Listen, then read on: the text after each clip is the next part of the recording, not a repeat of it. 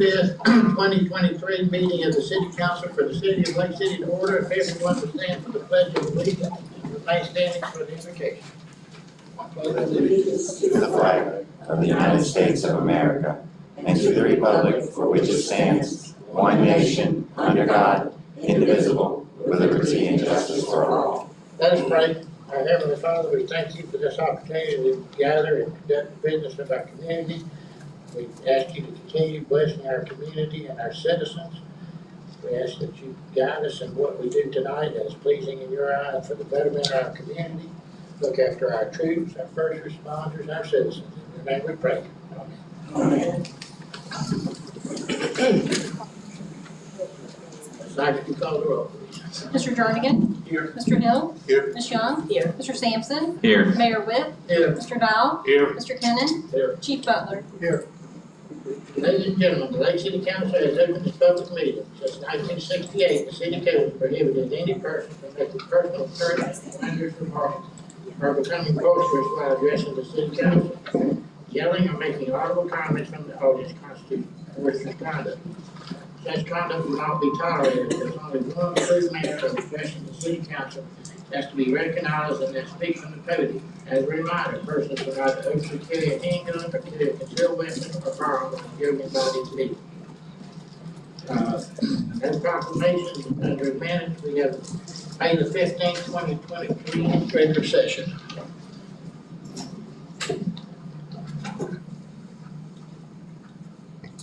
Is there a motion to approve the minutes? So move, Mayor. Second. Motion second to approve the minutes as published. You got something? Go ahead. Go ahead. Okay. I jumped in. All in favor of the minutes as published, answer by saying aye. Aye. Opposed, like sign. Okay, next is approval of the agenda. Mayor, Yes. I would like to, on item 19 of this agenda, I make the recommendation that it be removed from the agenda unless the council see otherwise to address it.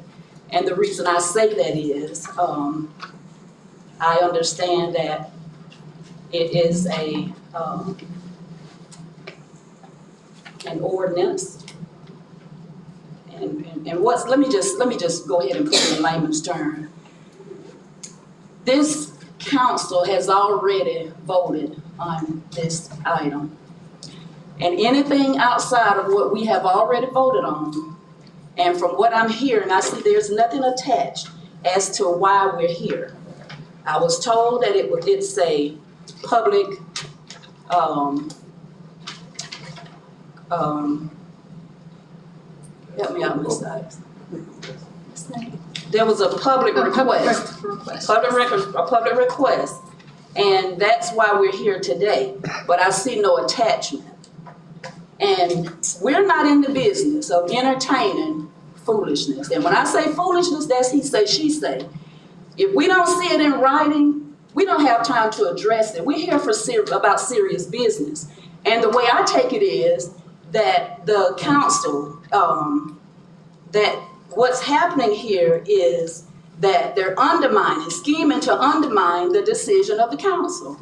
The council has made the decision. And if no one comes to that podium, or we don't have in writing why this is being requested, then we don't need to entertain it. I would like to second that, Mr. Mayor. I've spoken with Mr. Kennan about this, and he said he can get asked for if it's our pleasure, an Attorney General's opinion, which may clarify for us and make it simple. I can give you a brief summary of what happened is, go ahead, Mr. Well, you don't want to hear my remarks because, again, I take this personal. If the face of this council was different, we wouldn't be here. If the face of this council would have made this recommendation, wouldn't be nothing said. But since the council looked the way it looks now, there's a problem. Mr. Warren has, again, served his time. He's done what he's supposed to do. This position is not a paying position, it's voluntary. And I think that he would do the city, the public, a great job in this position. Because a lot of this backdoor stuff that I think has been going on in the past, it won't happen now. I know he's a contractor or whatever, but I think he would do this job well. Well, my only comment is, when it came to my attention that there may be an issue of someone with a felony conviction that had not had all of their civil rights restored, as my client, I felt like the city council needed to know what the law was. And so I researched the issue, and I'm willing to provide my results. They're in the report to council. Other than that, I don't have anything else to add. Mr. Mayor. Yeah. I'd like to make a comment. I mean, I don't think the council should be in the business of embarrassing people. And one thing, I did not vote for this to begin with, but Mr. Warren's never hidden anything in his background. As recently as the meeting at Richardson, it's very clear. So we have vetted this application twice, not once, but twice. If he could not have served, it should have come up before this point. It should have been when the application was brought forward. So to me, unless there's some other reason it has to be there, I've seconded the motion that we remove this from the agenda. And since we're discussing, I want to add something. Sure. Being that Mr. Warren, it has been talked about as far as his past. I want to say this. We can use a lot from Mr. Warren. No one in here, no one on behind this counter, no one on the other side is perfect. You may not have a felony, but there's something in our character or something that resides inside of us or something we display that is not ethical. We are not to sit here and judge a person. That is an intelligent man. He has a lot that this city can use. Now, let me tell you how to do that if anybody is interested. When you go out to old times, there's buffet. What you want, what you know you like, you dip it and you put it on your plate, and that's what you eat. If you don't like it, you know you don't like it, or you taste it and don't like it, you pass over it. And that's what happens here. You use the good. Use the good. And he's offering it to us. I don't have a problem with Mr. Warren. Mr. Warren ain't no big hen bitty cause he lay Boston eggs. Y'all afraid of him? Use the good out of him. And that's for anybody. We have to stop looking at a person because they have a felony conviction. We're in 2023. We're in a new era. You see convictions, person with convictions, person with felonies. You see them sitting on committees. They're in our local cities. They're in our states. They're in the nations. Hey, it is what it is. And let's stop looking at a person by their background and look at them for how they can serve us today. Mr. Mayor, may I speak to you? One thing, when I read the notes or the minutes from our city attorney, from my understanding, he said that he didn't know that Mr. Warren was a convicted felony. Well, I'm here to tell you, everybody here knows that Mr. Warren is a convicted felon. However, things happen, and we put him in. We put him in office. If there had been a problem, I wish that we would have spoken about it before we put him in office and not later. So now that he's there, I'm all in favor of keeping him there, based on the job that he's going to do for the city. If he, or anybody for that matter, I don't want to single Mr. Warren out, because that's what's happening. Everybody's singling him out. Mr. Warren, Mr. Warren. We don't want to do that. But if he or anybody violates any planning and zoning board rule or regulation, we all should have a problem with that. Until then, I suggest and recommend that we continue to keep him there. Because somebody said that he's there and he cannot be there. He's holding the office. That's not the case. I want to see what Mr. Dowell has to say about this, because it seemed like everybody went around Mr. Dowell to get this on the agenda. Mr. Dowell, this is his forte. So let's give Mr. Dowell a chance to speak on this as to what happened and how we're going to move forward. out there. If you want to. I don't have an issue speaking to it. No, I don't have an issue with it. Me and Mr. Warren agree on some things, we disagree on other things. But we've always been upfront with each other. Now, like was stated before, like Ms. Young said, the board voted, or the council voted to put Mr. Warren on the, committee. I don't pick the members on the committee. In the time that I've known Mr. Warren, he seems to be very truthful. I've never caught Mr. Warren in a lie. We go back and forth on certain things. There's a lot of things going on right now. Mr. Warren's not very happy with me. But we talk about it and we work the things out. I think he is a big asset.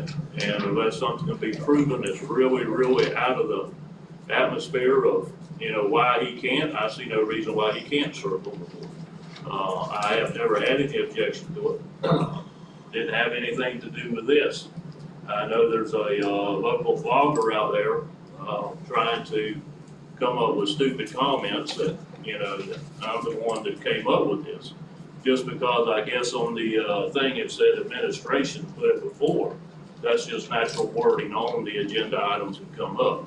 It's not any specific. But I can tell you that it had nothing to do with the administration. It was brought about by the individual that requested, and yes, I knew who the individual was that requested the public records request. Even though he put in his blog, I should have known, I did know. But I don't hold enough respect for that man to say his name. So my comment on it is, I have no issue with Mr. Warren. If it's the council's desire that he should serve, I think he would serve, and I think he would serve in a good way, and it brings a lot of stuff to the table. We all need to get over this, whatever it is petty, whatever it is. Administration, I will say, is not perfect. Me and D are learning, we're growing. We're trying to do what's best for the city. And if there's individuals out there that can be that person that can step up and bring good ideas and things to the city, I don't care. We hire felons in utilities. We don't have a problem with that. Those are some of the hardest working people that you'll find. Everybody deserves a second chance. I can sit here and I'll tell you, and everybody knows, I am not perfect, don't try to be perfect, I'm who I am. You accept me for what I are. And I think Mr. Warren does the same thing. That's why we disagree to agree sometimes. But at the end of the day, I don't have an issue with it. And if that's the question you're asking me, Mr. Jernigan, I don't. And just to know, I fully agree that Mr. Warren is way more confident and has the qualifications for this position. If it had been Henry Johnson that got appointed, I would have done the same research. Because if a year from now, 6 months from now, the council had said, why didn't you bring it to our attention, this may have been an issue and it could affect the validity of actions of the planning and zoning board. And I said, well, you didn't ask me to do anything, so I sat around and did nothing. Then I think that would have been an issue. That's not my job. And again, it has nothing to do with Sylvester. He and I had talked the week before, and he was going to help me get working on these projects with not Campbell Park, Sally Mae Jesse. I told him I'd put that on the front burner, be calling him if I had any questions or needed any advice. It has nothing to do with Sylvester. I like Sylvester. And again, if it had been Henry Johnson, I would have done the same thing for any client. If something with my client comes to my attention that there may be an issue, I research it. I gave you the facts, or at least what I interpreted the law to be.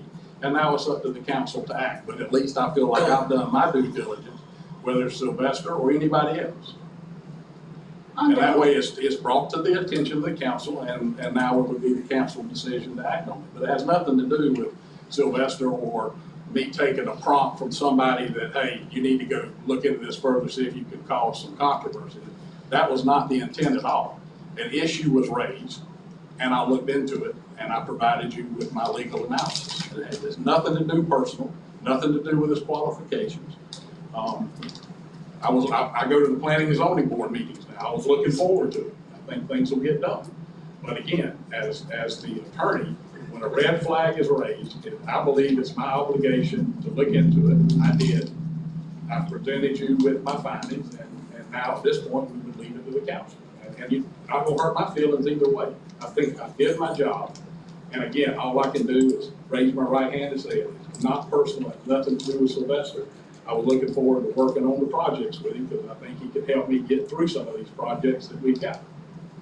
So that's. Somebody got a hand raised. We'll get to public comments in just a minute. We have a motion on the table right now. Okay, we have a motion. Any more comments to council?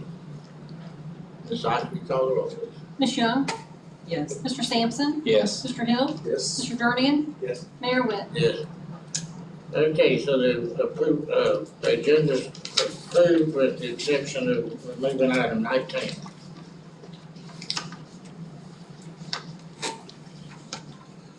Okay, we're getting to public comments. Ms. Sykes has informed me the clock's not working, so if everybody would kind of be attentive to their time, and she's gonna keep it with her phone, so we'll try to keep it going as best we can. The first one I have is Ms. Barbara, 4 minutes, 3 minutes for people that don't know. Mayor, you know I've never taken 3 minutes. Good evening, council members and mayor. I came on behalf of the Wilson, Campbell, and Parnell Street community, right across the railroad track, where there's a big old eyesore on the right-hand side and a big old eyesore on the left-hand side. That's Wilson Street. There's a big building there that's been there abandoned for years. And although I don't know how the business that is salvage was allowed to come in our neighborhood, I knew nothing about it, but I can't say that it's anybody's fault but mine. I didn't know of an advertisement or anything about that when it happened. But those are eyesores in our community. But that's not the reason I came. There is a frozen container rail car, about 10 of them now, on the railroad track in front of my house, as well as the neighbors, that's been there going on 3 weeks. It makes all kinds of humming noises, and late at night, about 2 a.m., it really gears up and makes all kinds of noise, and we can't get any rest. Over 65% of the community is made up of senior citizens who have various illnesses, and they are about to pull out all of their hair. And they asked me to please come and address you and let you know about some of the problems we are having. I want to personally thank Councilman Hill, who has answered our call. I want to really thank Chief Butler, who I've aggravated so much in the past couple of weeks that he gave me his private number. He has done yeoman's work of trying to get the trains removed from our neighborhood. This is not the first time that it's happened. The CXHS people, whoever on the railroad, you can call the number. They will not answer. They play a recording and they say you have to make a complaint via computer. Well, I called your office, Mayor, and it wasn't Audrey, because Audrey has always answered my calls, but it must have been someone substituting because Audrey was not there. And I explained to the young lady what was happening with the train and asked her to please contact someone or tell me someone to contact to see about getting rid of the noise that the train is making in our neighborhood, and to find out why is it that we suffer this maybe every once or 2 years. Several years ago, about 8 cars pulled up that had been burned out, and they were repairing the train there. Well, we're not a train station or a depot facility for repairs. So why is this not allowed to happen? So we're asking you to do an ordinance of some kind so that they can please go to the proper place where they repair trains and where trains can be stored. Now, it's our understanding that the frozen facility, I don't know its proper name, out on the outskirts of town there by the airport, these belong to them, that they contracted with someone to bring in whatever it is they need, and that's fine, but why can't they park down there? There's a train track that runs behind there. And we are constantly told, because we have the third rail that comes to the side, I guess, where trains can park, so the regular trains can go by and not interfere with them. That's the reason that they park there. Well, why can't CS8, whatever they are, build one wherever that facility is? Why do they have to aggravate us? One neighbor who lives directly, almost on the track, less than 100 feet, has no air conditioning. She's elderly. She's about to pull her hair out. I begged her not to come down here tonight because she uses choice words. And so I did not want that to be a part of the discussion. Well, Because I believe you can say what you gotta say without using choice words. So we're asking for help. It's Okay. been 3 weeks. I want to ask council if they would either have me, the city manager, or attorney send a letter, since they won't answer the phone, out in the next couple of days, if that's agreeable with everybody. Well, since the city attorney wants to, help out with somebody being on the committee, I'm making a motion for him to send in a letter to the train company without complaint. Okay, is there a second? Second. Motion and a second. Mayor, if you would be indulgent, I have a couple of more things. My neighbors seem to think that I could probably express their desires better than they can without using choice words. So here we go. Issue number 2, as I started out with the salvage yard across the street, the abandoned, used to be, I can't remember the business because I've been here 50 years. Wickslow. The building that's on the left-hand side as you turn to go into Wilson Street, What is used to be a viable building, wood and you get your supplies and things from there, that's fine, but it's been abandoned for years. We have several burned houses in our neighborhood, nothing has been done. We have several boarded up homes in our neighborhood, nothing has been done. We're asking you, enforce the law, enforce your laws, your ordinances. Why should we have to endure such sites in our neighborhood? How can we improve our neighborhood if everything there is just junk and burned out buildings and abandoned homes and that kind of thing? Please, please do something about that. We want to be good citizens. We want to obey the law, which we do. I think I wear Chief Butler's ears out his department anyway. We report crime. We follow up on everything. We've always consulted with the police department. The mayor office has always been receptive to whatever we have asked of them. And I want to give Audrey a special thank you also because she always answers and always gets back with you. That's important. I want you to know who I am. I am Barbara Foreman. I am a 50-year resident of Lake City, Florida. I'm a 37-year retiree from the Columbia County school system, having served as an English teacher. Some of these people on your council I taught. I was director of secondary education for 19 years and I served on the school board for 4 years. I have served on the board of Happy House. I've tried to do everything in our community for the betterment of the entire community. So we're asking for help. Please do not neglect us. Do not neglect us. Okay. Number 3, got one more the neighbor asked me to do.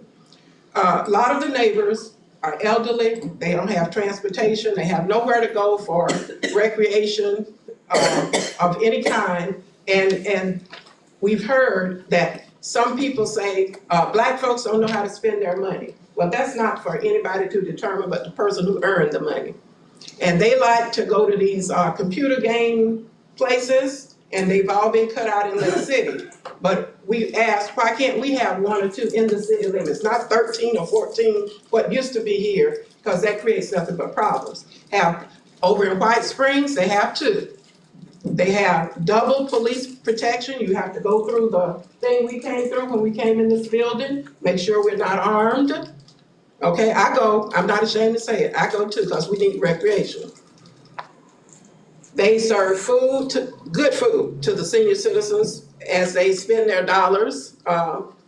It's air conditioned. A lot of people in my neighborhood don't have air conditioning. So it's some place for them to go. It would bring tax money into the city.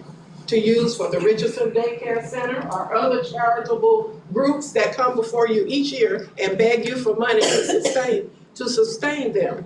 So why don't you use that source? White Springs is racking up. They're not the only ones. Bellevue, Palatka, they all have them. So what's wrong with Lake City having them? The fourth thing, Okay, would you please ask us what we want in our communities? Maybe once a year, send out a survey. What do you like that we're doing as a council? What you don't like? What can we do to improve the situation for everyone in our community, all of the communities that are represented here on this council? Ask us. Nobody ever asks. The only time you see most of the elected officials is when it's election time. You never see them again. They come and beg for your vote, promise you they're gonna do this and that, and they do nothing. You all represent the elite group because we check you out. I want you to know that before you got our vote, we checked you out. We know what you do. But I want to thank you, Mayor, for what you do. I want to thank you, Audrey. I want to thank Chief Butler, and I want to thank our Councilman Jake Hill. They answered the call. The newspaper didn't answer. I called them. I told Tony, it wasn't Tony. I told Tony on the way up here. I called the Lake City Reporter the first week this was going on. Talked to some reporter, should have written down his name, but I didn't. Told him what was going on with the railroad and with those cars being parked there. Asked him to please come out and research it for himself, listen to the noise, and get back with me or write an article or something so that you all would be aware of what was going on in our community. I haven't heard a word. Ms. Foreman. Yes. If I can say, I certainly appreciate you. I appreciate you for your boldness, and I certainly appreciate that you'll come in and speak on behalf of the seniors. And I know they appreciate you too. And some of these items that you've spoken, we're already working on them, and we would definitely take all of the others in consideration because it is very important that we look after our seniors as well as our youth. I just appreciate you, and we've taken all of it in. I'm even writing it down. Okay. Well, Thank you so much. And I do hope to see appreciate it, from and you I'm again. sorry to have taken up so much of your time. Every time I've come, this is the third time in 50 years I've ever been Yes, here. ma'am. You've always answered the call from our community, and we appreciate that, but please do something about this. It's 3 weeks okay, that we Yes, have ma'am. not gotten it. we'll get on. Thank you so much, Thank and by the you. way, I am a senior citizen. Yes, ma'am. Thank you. Okay, Mr. Worley, did you want to speak at this time? I do. We have a motion. I need to call roll. Call the roll, please. Okay, the motion for, it's the motion for the city attorney to send a letter to CSX regarding the frozen cars on the tracks as discussed. Mr. Hill, Yes. Mr. Sampson, Yes. Ms. Young, Yes. Mr. Jernigan, Yes. Mayor Witt. Yeah. Okay, Mr. Worley, Just did for you want to speak? clarification, the chief can give me the name, it's not CSX. Florida Atlantic Railroad. Florida Atlantic Railroad that's got the contract with cold storage, so that's who I'll write the letter. Florida Atlantic Railroad, okay, I will amend the motion if that's okay with Mr. Hill and Mr. Sampson. Yes. Okay. Good evening, Mayor, City Council. My name is Ron Worley. I live here in Lake City, have since 1988. I used to have the Edward Jones office up on 90th Street across from the school building. And I'm retired now, but I'm here for one purpose, to oppose moving the sign at the entrance to our park and courthouse here. My question is, you have the money, why can't you build another one instead of trying to just relocate one? I'm opposed to that. I think it's a foolish spending of money. If you have the money to move it, you have the money to build a new one. And it'd be more appropriate. And I just think that it's out of line as a council to do that. And I'm opposed to it, and I want you to go on record that Ron Worley's opposed to it. Thank you. Mr. Mayor, could I make a comment on Yeah. that? Mr. Word, Go ahead. Mr. Word, before you sit down, we're not talking about moving this sign. The sign we're talking about moving is the sign on this end, the opposite end. They put that sign, in my opinion, in the wrong location. Okay, If you travel north on Marion Street, Okay. just before you get to Bascom Norris, you'll see there's a sign there that says historical downtown. That's the original sign. The sign what we're talking about moving is right here Railroad Street and Marion Street. Okay, all right, That's the sign that needs to be moved. all right. I agree with you on that, for sure. Thank you. Okay, Ms. Carpenter, That was the same thing. I know a lot of people called and were thinking this is the sign moving, but it's the one that no one even notices there because it's in the wrong place. okay, Ms. Carpenter, you were gonna talk about the sign too. Did you want to speak now? Well, Not really. I don't think so. Let me just say this. The sign that you're talking about moving is down on Railroad Street, is Yes, that ma'am. correct? Yes, ma'am. And the purpose for moving it is what? What is the purpose for moving it? Because the historic is, if you travel north on Marion Street, before you get to Baskin North, if you look right in front of the dollar store, there's a historical downtown sign right there. I don't know who decided to put the sign where it's at now, but the sign should have been, if it's gonna be a sign, it should be where the original historic sign is. And is the cost of moving it cost prohibitive? I have no idea what it would cost to move it. Shouldn't be much at all. No, it shouldn't, we should be able to do that in-house, because I went down there today and I did a video of it. It got 6 bolts, you got 3 on each side of the historic downtown. Take those 3 bolts out, they can disassemble that sign and move it. So it should be able to be done in-house. All right, so the sign that comes into town on Marion at 90, Be right there. that is going to stay there. That's That gonna be is there. an item. Yes, That's a promise. Yes, yes, ma'am. All right, I'm gonna hold y'all to it. Yes, ma'am. okay. All right. okay, Ken Boucher.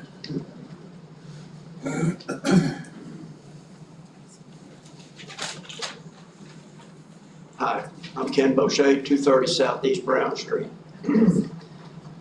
I want to talk to you about the clemency issue because what y'all did tonight was dead wrong. I don't know if you were talking about me, but you shouldn't be so chicken shit. Call me out if it's me you're calling. There will be no more name calling, pointing Yes, sir. out, I or didn't call your cussing, name, did I? or we'll stop. Okay. I've been working on clemency for 18 years, okay? The question y'all should have asked tonight, I'm not opposed to Sylvester being on board, I want him to be on board. I want to help, I want to be a guy too, okay? But what applies to me applies to every felon, okay? We have to apply for it, we have to get it. And it's got some holes in it now because of Amendment 4. Now, the question should have been said, what is the test of the office? Is he making public decisions? I don't think that office makes public decisions, does it? He don't make the decision by himself. He makes recommendations. I think it's 4 or 5 of the people that is on this committee. Okay. This is where our attorney, I sent him the information. I sent each and every one of y'all information. I don't know who got it. What I learned was that it is very difficult to say, hey, I know this is going down. Let's see if this will help. No responses, not one. And so I'm thinking, man, well, I'm still a citizen. I may be a second-class citizen. And I won't mention no names, but I was told that it was my privilege that failed me. But my brain is still pretty sharp. I understand this issue. I've been working on it for 18 years. Not one of y'all said a word when they granted me a clemency certificate, and then all of a sudden it's taken back without even a whole name of the person who snatched it back. How can that even be fair? We didn't take it. No, sir. But what you did tonight was you should have said, Mr. Warren, we want you in this position and we want to help you get your clemency. And got busy and said, dear Mr. DeSantis, we have an individual in our community that we would like to put to work and he needs clemency. And it's a no-brainer. If you were to just ask for your people in your community, he will do it. He would do it. Now there's another big hole in in this problem. See, when we voted to give felons, and I'm probably running over time, I'm sorry, if you want to shut me off, shut me off. But whenever they gave us the right to vote, it has some conflict with statute. Because now I can go down and sign up to run for mayor. And guess what? Until it comes time to swear me in, nobody's going to question it. It's not the supervisor election's duty, her duty. We need to get back to the 3 minutes. I apologize. We need to get back to 3 minutes. That's been the rule and we're getting away from it. Okay, all right. Well, I just wanted to speak that because if you want to help the people, you need to just take a minute and write a letter for them. Okay. And it'll work. Okay, thank you. Mr. Holbrook?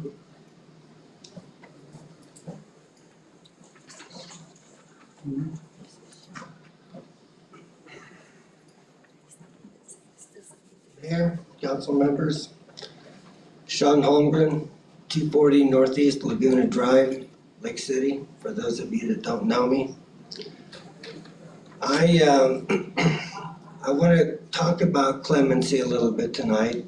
I've worked with a lot of felons, I've worked with a lot of people that were in rehab through my years of volunteer services with Department of Children and Family Services and with a lot of other agencies, but I don't think you're looking at this particular case with the clarity that you need to. You've got somebody who in 2006 was investigated for a shooting at an SNS. Point of order, Mr. Mayor. Okay. That's not acceptable. No, we're not having personal attacks here, we're not having cussing here, we got I'm 3 not minutes to talk attacking about it. anybody, I'm talking about absolute facts about when someone was arrested and prosecuted for I think, but we're shooting. not talking about individuals up here. No, We're I'm not talking city about business.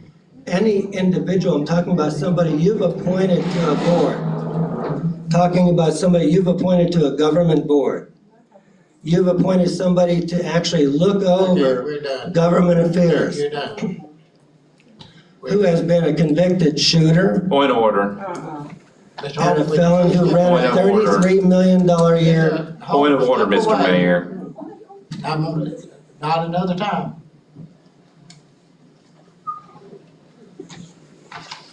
Mr. Warren.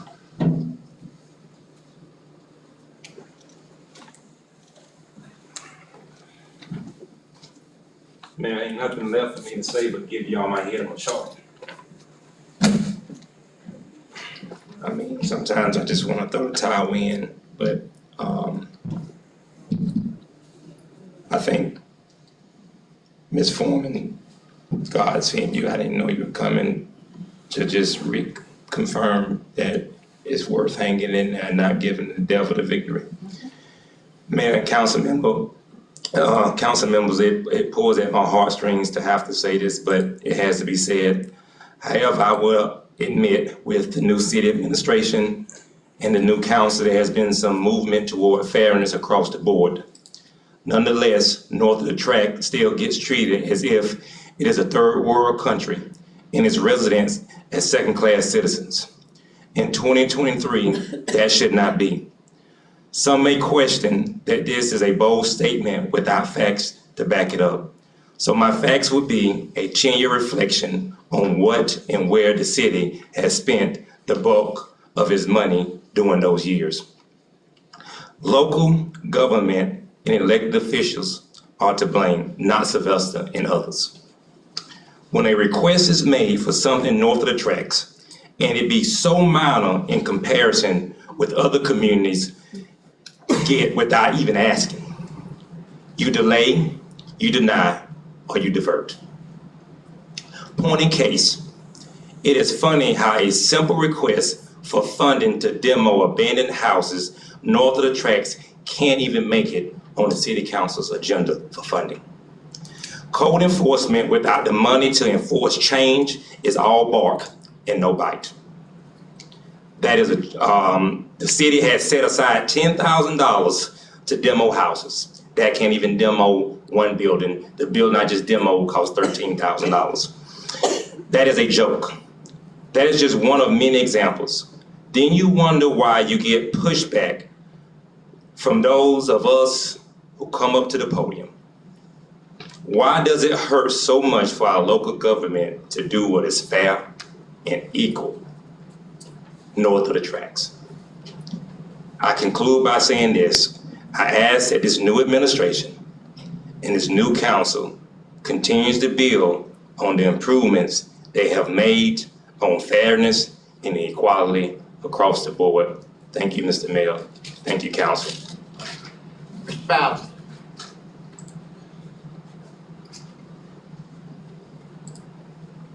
Mr. Mayor and Council, I won't belabor the point. But I would say this, that as the city attorney seeking an opinion, I don't like to talk about myself, but I served on the city council for 16 years. Half of that time I served on the board of directors for the League of Cities and the Insurance Trust. I also served as a member of the Richardson Planning Council during that time. I worked for DOT for 11 years. I worked for the United States Congress for 24 years. All that while being a convicted felon. I was recently appointed to the pension board for the city of Lake City. So if the opinion is going to be sought from the Attorney General, then it should be sought on everybody's position. Because if Mr. Warren can't serve because he was a convicted felon, then I shouldn't be able to serve regardless. It can't be just him. And so if my service to this community, my service to the country as a Vietnam vet, prevents me from serving on an appointed board, not an elected board, but an appointed board, then there's something wrong with that. We have home rule, we have a charter here, and the charter doesn't prohibit me from serving. The charter does not prohibit Mr. Warren from serving. And so the appointment should stand, and if the governor's office got a problem with it, then the governor's office should say that. I do take some exception with the fact that the resolution ended up on the agenda. In my 16 years on the city council, and my coming to the city council, I've never witnessed where the city attorney brought a resolution to be considered to the city council before the city council asked for the resolution. It seems to me should have been some conversation about the issue, then you all could have instructed the city attorney to come back with a resolution. But to put the resolution in front of you before you even have an opportunity to discuss what you already done, I think it's been in front of the council to a great degree. And I think that's something that should be concerned about. I don't think that the city attorney should put a resolution in front of you. Point, and to make my point even more, is that over the weekend there was a false story on TV 20 concerning Mr. Warren being arrested. And when they ended the story online, it talked about the fact that he was arrested for the third time, arrested again. But then it says that, and there's going to be a motion, exactly a motion to rescind Mr. Warren's appointment to the zoning planning board, as if there was a connection between the two, and it is not. So had the resolution not been on the agenda, then they wouldn't even had it in the part of the story. So the unfairness of it was that it should not have been on there in the first place. And it's my opinion, and he can speak for himself, that the city attorney got in front of y'all, and it never should happen like that. I know he said that you was client, but the client should give us some direction rather than him giving you the direction.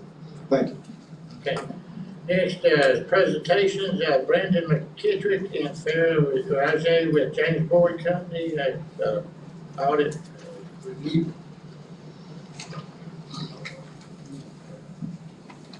Good evening. Threw a little curveball. We had two on the agenda. I'm Zach Shalafor, partner, James Moore and Company. So we got everything covered either here or on paper. I know you have a lot on the agenda, so I'll try to keep it very high level, move quick, but if there's any questions, anything I kind of move through pretty quickly, just let me know and we can circle back to it. First and foremost, as always, I do want to thank the council for the opportunity to work with the city. Big thanks as well to Angie and her team for all their hard work through the process.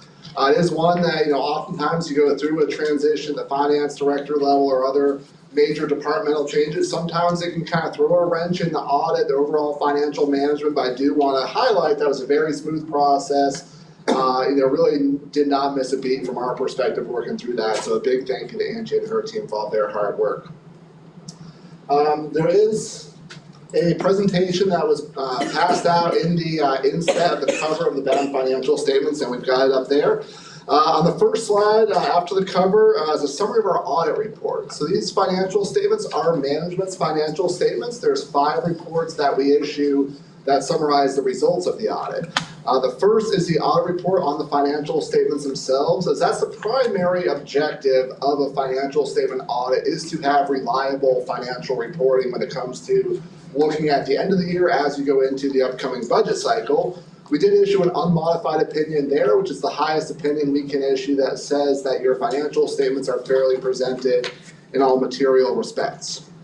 This year we did have both a federal and a state single audit.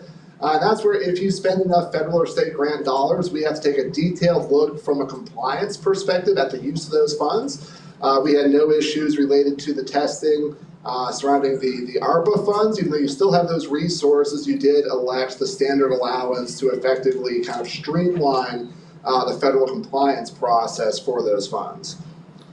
Internal control and compliance. Well, we're not auditing the city's internal control. If we come across any deficiencies in the design of the controls or any exceptions effectively in our testing, we would note those in this report. There were no such items identified from an internal control perspective or a compliance perspective as it relates to your budget, debt compliance requirements, and any other grants that were not tested as part of the single audit. The final two reports are separate items required by the state of Florida. We had no modifications, which would really be related to financial condition if there were any negative red flags or concerns noted that we have to look at. So no items identified there. And then finally, we did note the city to be in compliance with state statutes over investments and investment activity.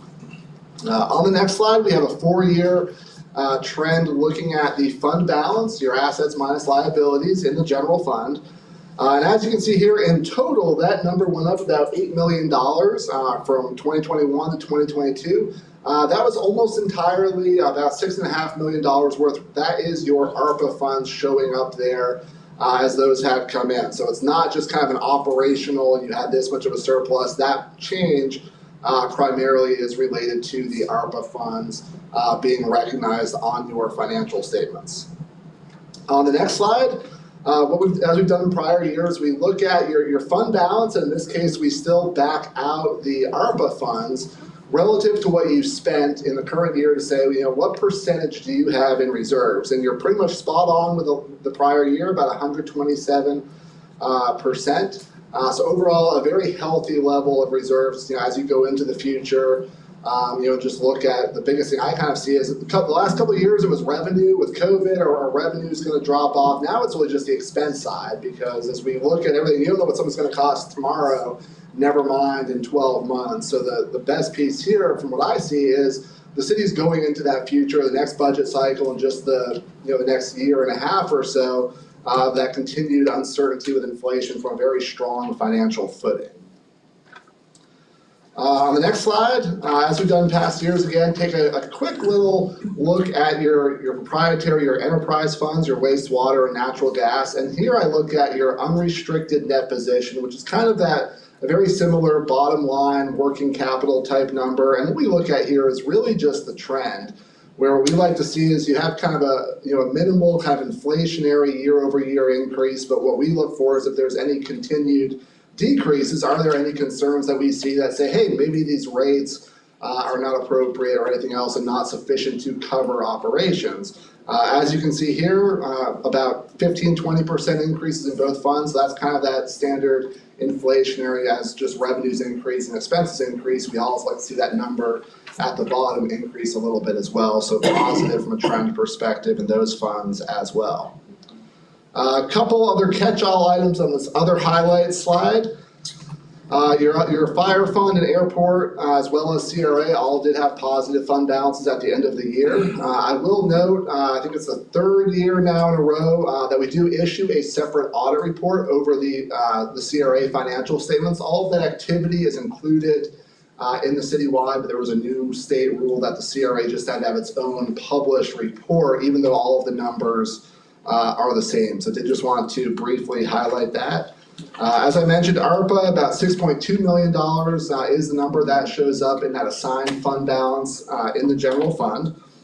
And then just one kind of unusual different item this year, there was a new accounting standard related to leases. So if you're looking at your airport fund, you're going to see about a $900,000 what's called lease receivable. That's then offset Really just a change in presentation where instead of disclosing what those future lease payments are that the city's entitled to for those various airport rents, that now shows up on the balance sheet. So again, no major changes operationally, but a change in how it has to be presented to comply with accounting standards. I did just want to briefly note that. And then finally, on the pension side of things, pretty consistent with what we saw with all the cities that we work with. Looking at that bottom right table, the funded percentage, and this is as of the point in time where when it comes to funding, your actuaries smooth everything to kind of have a more stable and steady contribution rate, where the numbers that show up in the financial statements are at that point in time. Here's where this plan was. So general police and fire, all about a 20 or 25% decrease in that funded percentage. Really here, just want to highlight that's pretty much consistent with what we've seen elsewhere. The stock market in fiscal year 22 performed horribly. So all plans everywhere took a hit. If those numbers were remeasured now, you would probably have recaptured maybe half or so of that change. So I always just emphasize with pensions, it's about the long game, making decisions, you're never as good as you look, you're never as bad as you look. It's, make the decisions that are the best for the future decades to come for the city. So just want to highlight those numbers because they did change a little bit this past year. So that's the quick version. Again, I'd be more than glad to answer any questions, and thanks again for the chance to be here. Anybody got any questions?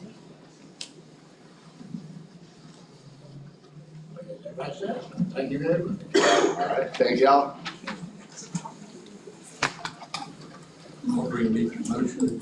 Okay, we need a motion to adopt the audit report. Mr. Mayor, I make the motion to adopt audit report as published. Second. There's a motion and a second. Any comments, council? Ms. Sykes, you call the roll, please. Mr. Hill? Yes. Mr. Sampson? Yes. Ms. Young? Yes. Mr. Jernigan? Yes. Mayor Will? Yes. Okay, now we have a presentation from Mr. Richardson.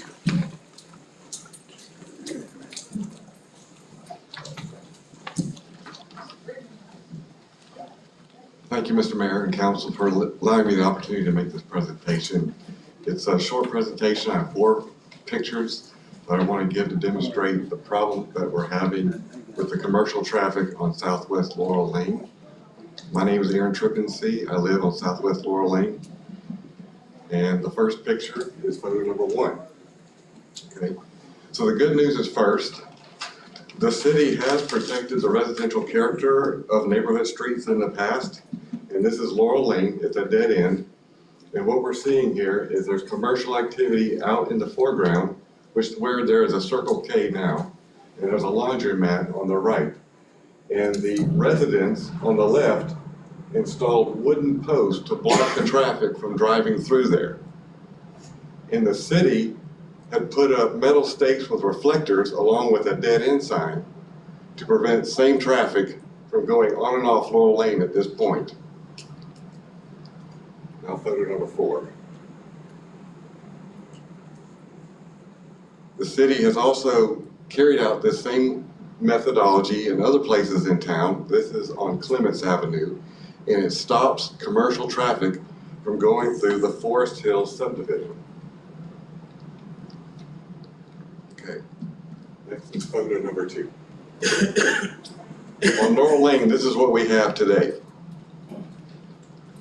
No metal stakes, no dead end sign, no fence, no palm tree, and traffic is going in and out right here.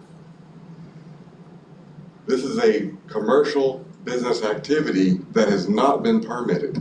There is no permit for this. And the reason there's no permit for it is because there is a land use regulation strictly prohibiting this type of activity, and I would like to read that out. It is Article 4.2.23 titled, Use of Land in a Residential District for Access. No land in a residential or residential office district shall be used for driveway, walkway, or access purposes to any land which is in a commercial or industrial district, or used for any purpose not permitted in a residential district.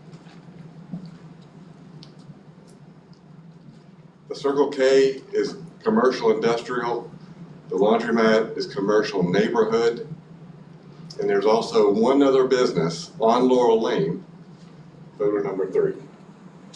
And in the last 2 weeks has built a new driveway onto Laurel Lane right across from my house. This is the salon business that's located on Bay Avenue, and that's what we're seeing in the foreground. This activity has not been permitted, strictly prohibited. So I'm asking the city to reaffirm its commitment to enforce the regulations that protect the residential character of this neighborhood street on Laurel Lane. That's the conclusion of our presentation. Are there any questions? I got a question. Yes, I got a question. So the city took out the dead end sign. I don't know who took out the dead end sign. Okay, okay, I'll look into that. We took out the dead end sign, and now there's no fence or something that can block the traffic from coming from the. Yeah, there's no barrier. There's no barrier anywhere. They can just come right through your yard. They're driving back and forth. They just come right through, entering on the street right there at that point. And you're telling me that, and I totally get it. You're telling me that now they've put another road. The other business. Now there are no other businesses. This is the last one. Hopefully. So now we got another business that come in and out of there, and they have not gotten permits. There are no permits to allow this whatsoever. Okay, have you talked to Mr. Brown, I believe it is, or Solar? Yes. And you I've talked with all the city officials, and they're aware of the situation. What about our city manager? Yes, I've talked with Mr. Dial. Okay. That's all. Okay. Anything else? Sir, but did you want to speak? Yes, I do. Okay, if you come forward. Now, you need to fill out one of these when you get done, so we'll have it. All right. Let's give your name and address, so we'll have it. I'm Buddy Slay, live at 500 Harris Lake Drive in Lake City. That's my property right there, and that driveway's been there 50 years. We had some millings brought in, because this was an old fence right there that was full of trees and some dangerous trees that we took down because they were rotting on the fall. And we bought this property on the left, and we bought this property on the right, so we could have more parking in there. That's not a road that goes through there. You come in and you circle around those two buildings in the back there, and you can come in this way, but that's not a road that's going through there. That was just a driveway that we put some millings down, and we just put a very thin coat of millings. You can see grass growing up in it to define parking, because this is zone commercial now, and that's commercial and that's commercial. So I'm gonna use that for parking, and I don't know what your problem is. Well, I'm gonna take it. So now, y'all discuss it among yourselves, y'all address us. That's how we do it. I'm taking exception to what Mr. Slay is saying. There's never been a legal commercial access from the businesses onto Laurel Lane. Previous administration had enforced no through traffic in the past under David Young.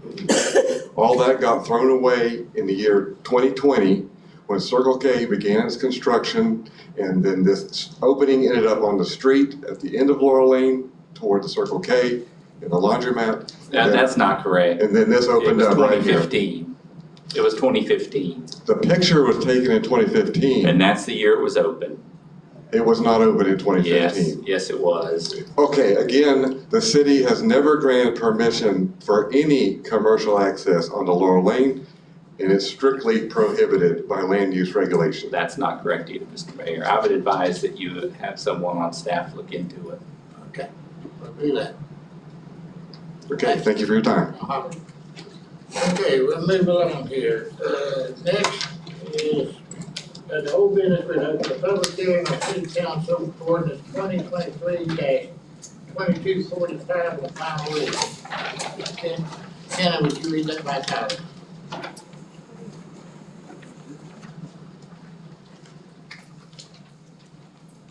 Ordinance number 2023-2245, an ordinance of the city of Lake City, Florida, amending the future land use plan map of the City of Lake City Comprehensive Plan as amended relating to an amendment of 50 or less acres of land pursuant to an application CPA 2302 by the property owner of said acreage under the amendment procedures established in sections 163.3161 through 163.3248 Florida statutes as amended, providing for change in the future land use classification from residential moderate density, less than or equal to 4 dwelling units per acre, to residential medium density, less than or equal to 8 dwelling units per acre of certain land within the corporate limits of the City of Lake City, Florida, providing severability, repealing all ordinances in conflict, and providing an effective date. Okay, anybody in the audience wish to speak for or against this ordinance?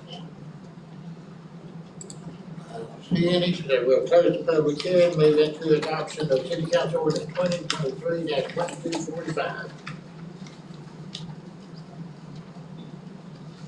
Is there a motion? Mr. Mayor, I make the motion to approve resolution 2023-2245, final reading. Second. Got a motion and a second, any discussion by council? Ms. Sykes, will you call the roll, please? Mr. Hill? Yes. Mr. Sampson? Yes. Ms. Young? Yes. Mr. Jernigan? Yes. Mayor Whit? Yes. Okay, next we'll open the public hearing on City Council Ordinance 2023-2246 on final reading. Mr. Kenny, would you read that one by title?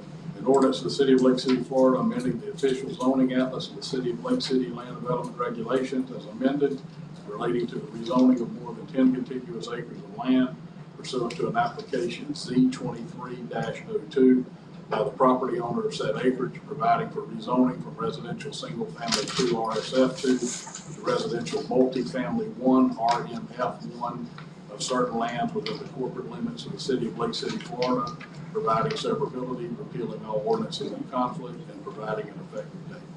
Anybody in the audience wish to speak for this ordinance?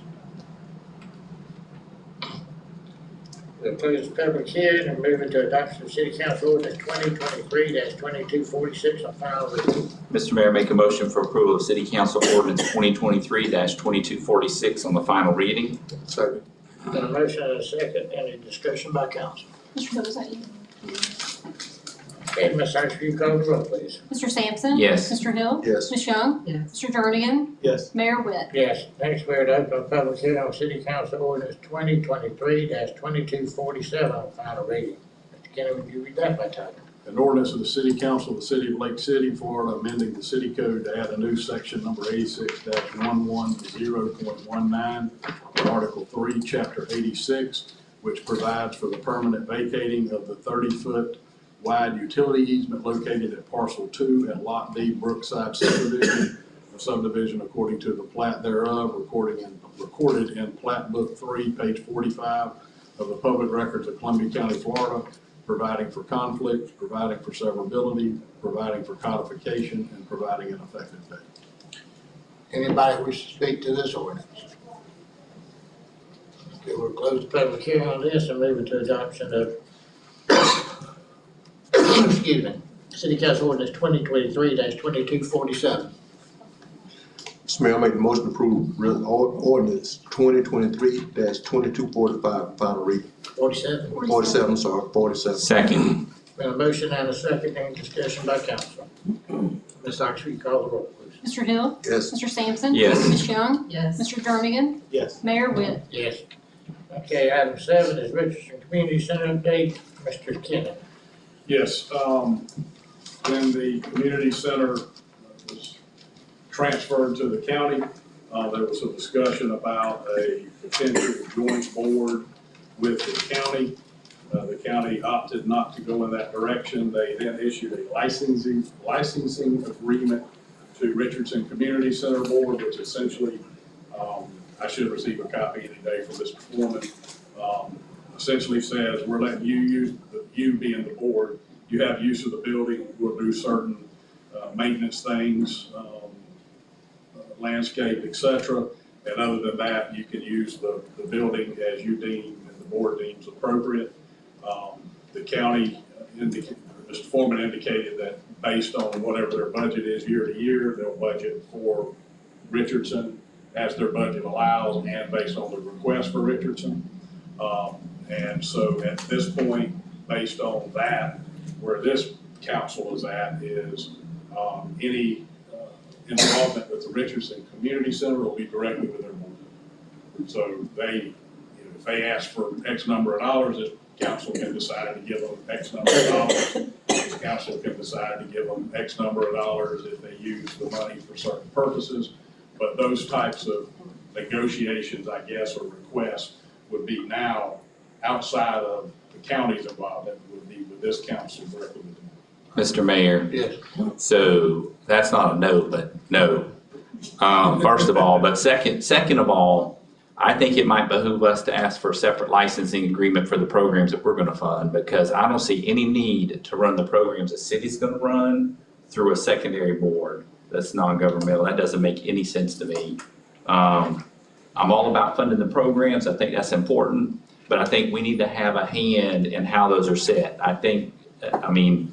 They're missing an opportunity to have joint communication like we had discussed at the meeting. So I'm not for funding a private board separately. I do know in the past, we had monetary requests come up that I did not realize, I'm sure other people on this board probably did not realize was going to fund them for events such as basketball and different things. I think we would be better off figuring out what programs we want to do at Richardson and then asking the county for a separate license to do those. Wow, it's amazing how we all agreed to do one thing as a unit, and the next day, everything has changed. They just never seem to amaze me. So again, I'm with Mr. Sampson and Ms. Young on funding what we gonna fund and be done with it. What do you mean funding what we're gonna fund? The programs. Okay. But I think it goes back, later on the agenda, we're talking about having a workshop on the committees. So it looks like if they don't want to be part of a committee for that, that we would need a committee for how we're going to do that. And I think the involvement of the community, go back to what Ms. Foreman said earlier, I think that's going to be crucial to set program that's going to be successful. I think if we would do it that way, ask for separate licensing, I think that's going to be the way it's going to have to work. I don't remember us ever agreeing to send money to that entity. And we got budgets coming up in just a month or two to start working on, so we need to kind of get this thing where we want it. I was just saying that my understanding was we was gonna work together at Richardson Community Center to make it, make it work. But Councilman Hill, no disrespect, but from day one, and I don't know why, I just seemed like I was out there swimming in the ocean around sharks just all around. Seemed like I was out there by myself. But this has been from day one, so we're not surprised. Well, But we have to do what's in the best interest. I appreciate that, but I was trying to give them the benefit of the doubt. Don't do it. Okay, anything else on that? Mayor, I'm sorry, I do have a question. Uh-huh. May I ask Mr. Sampson a question? Sure. When you were talking about suggesting a separate license agreement with the board, are you meaning the With the Board of County county. Commission? Yes, they Okay, own I it. just wanted to clarify that for anybody that might not have understood that. Yep. And then I think you had a public comment. That Should was- we I don't know. try and get our attorney to communicate with their attorney about that if that's what the board wants to do?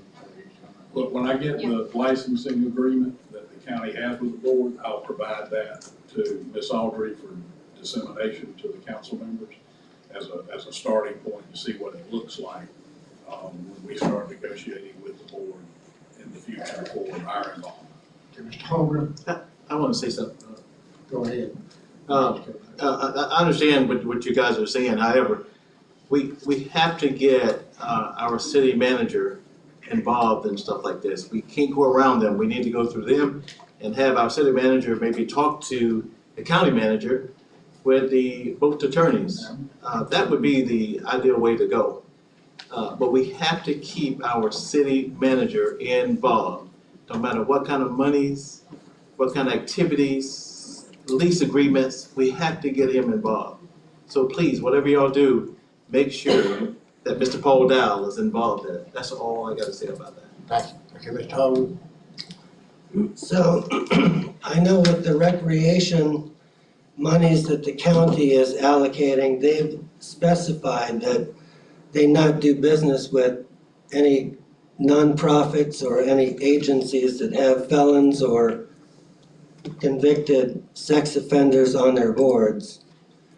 I wonder if the city is ready to do the same. I wonder if the city is capable of making a commitment tonight not to do business with any board or any agency that administers the children's welfare that has felons or convicted sex offenders on their board. Would you be willing to make that commitment? Because it's important to me as I go through the community looking at children development, them not being influenced by people that have negative contracts in society. Maybe they may be gang members or they may be drug dealers or whatever. And I don't want to name anyone by name.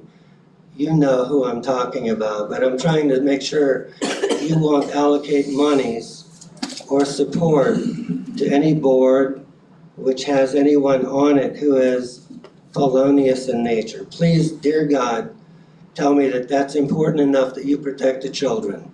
That's all I have to say. Mayor, if I may. Yes. If I may, we just addressed that earlier. We have people who are felons, who will work, who are very capable of working, who are trustworthy of working with adults and children. We're not gonna X anybody out because they're a convicted felon. We appreciate it. And I appreciate the fact that, and hope that you're fortunate enough to not be a felon.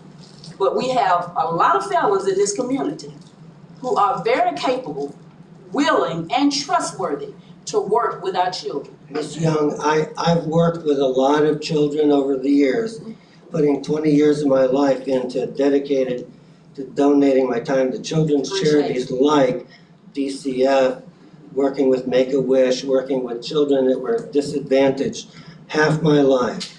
I just want to make sure that you're not putting in charge people who have held guns to people's head or sold drugs to children or done things that were negative influences to children in their past, and now you're putting them in charge of children's programming.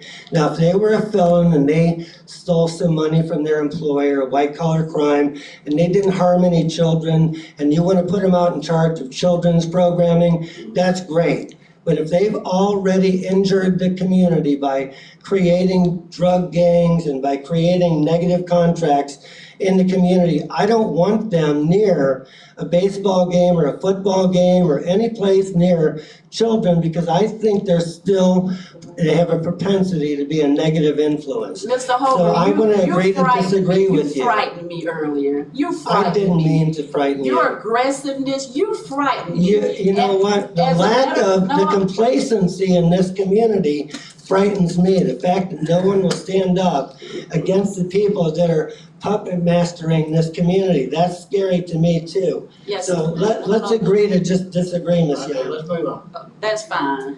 Okay. No, that's fine. Only slip. Yeah. Yes, ma'am.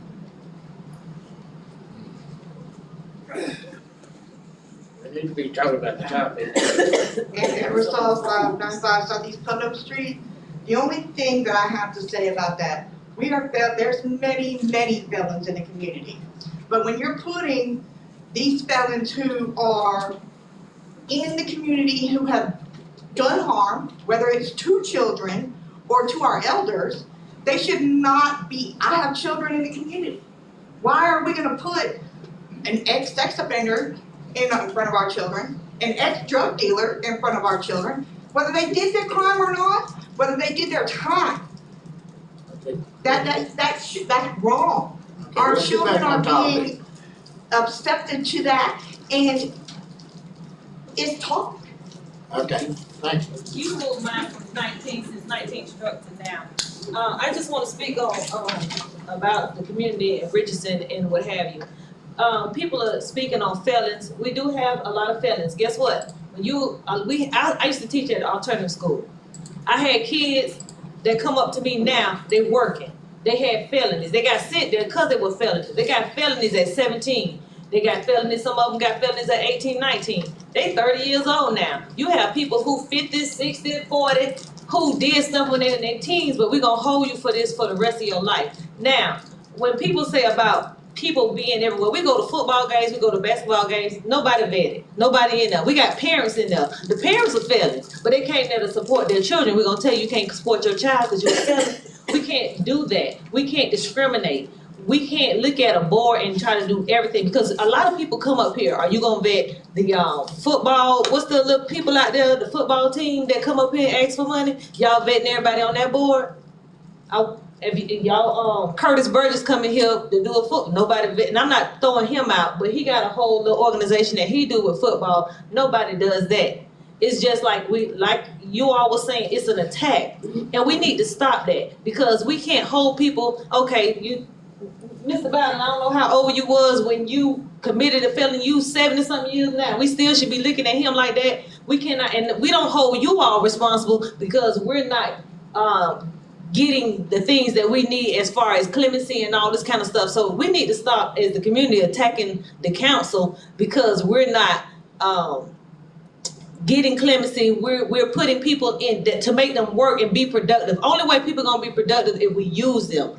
People are idle, then they start doing other things. We have to embrace people. That's all I'm saying. Okay, so let's get back on topic here. The property next to Sally Mae Cherry, city attorney, Tom Kenner. Yes, we've confirmed the notices were all sent, and we hopefully will have within the next week, 10 days, the complaints drafted, ready to file. Service, I think, will be personally served on some out-of-state residents. There's some that we've already determined this last week we're not going to be able to locate, so we'll have to publish those. But we should have the complaints drafted within the next week or 10 days. Okay, Mr. Warren, did you want to speak on that? Yes.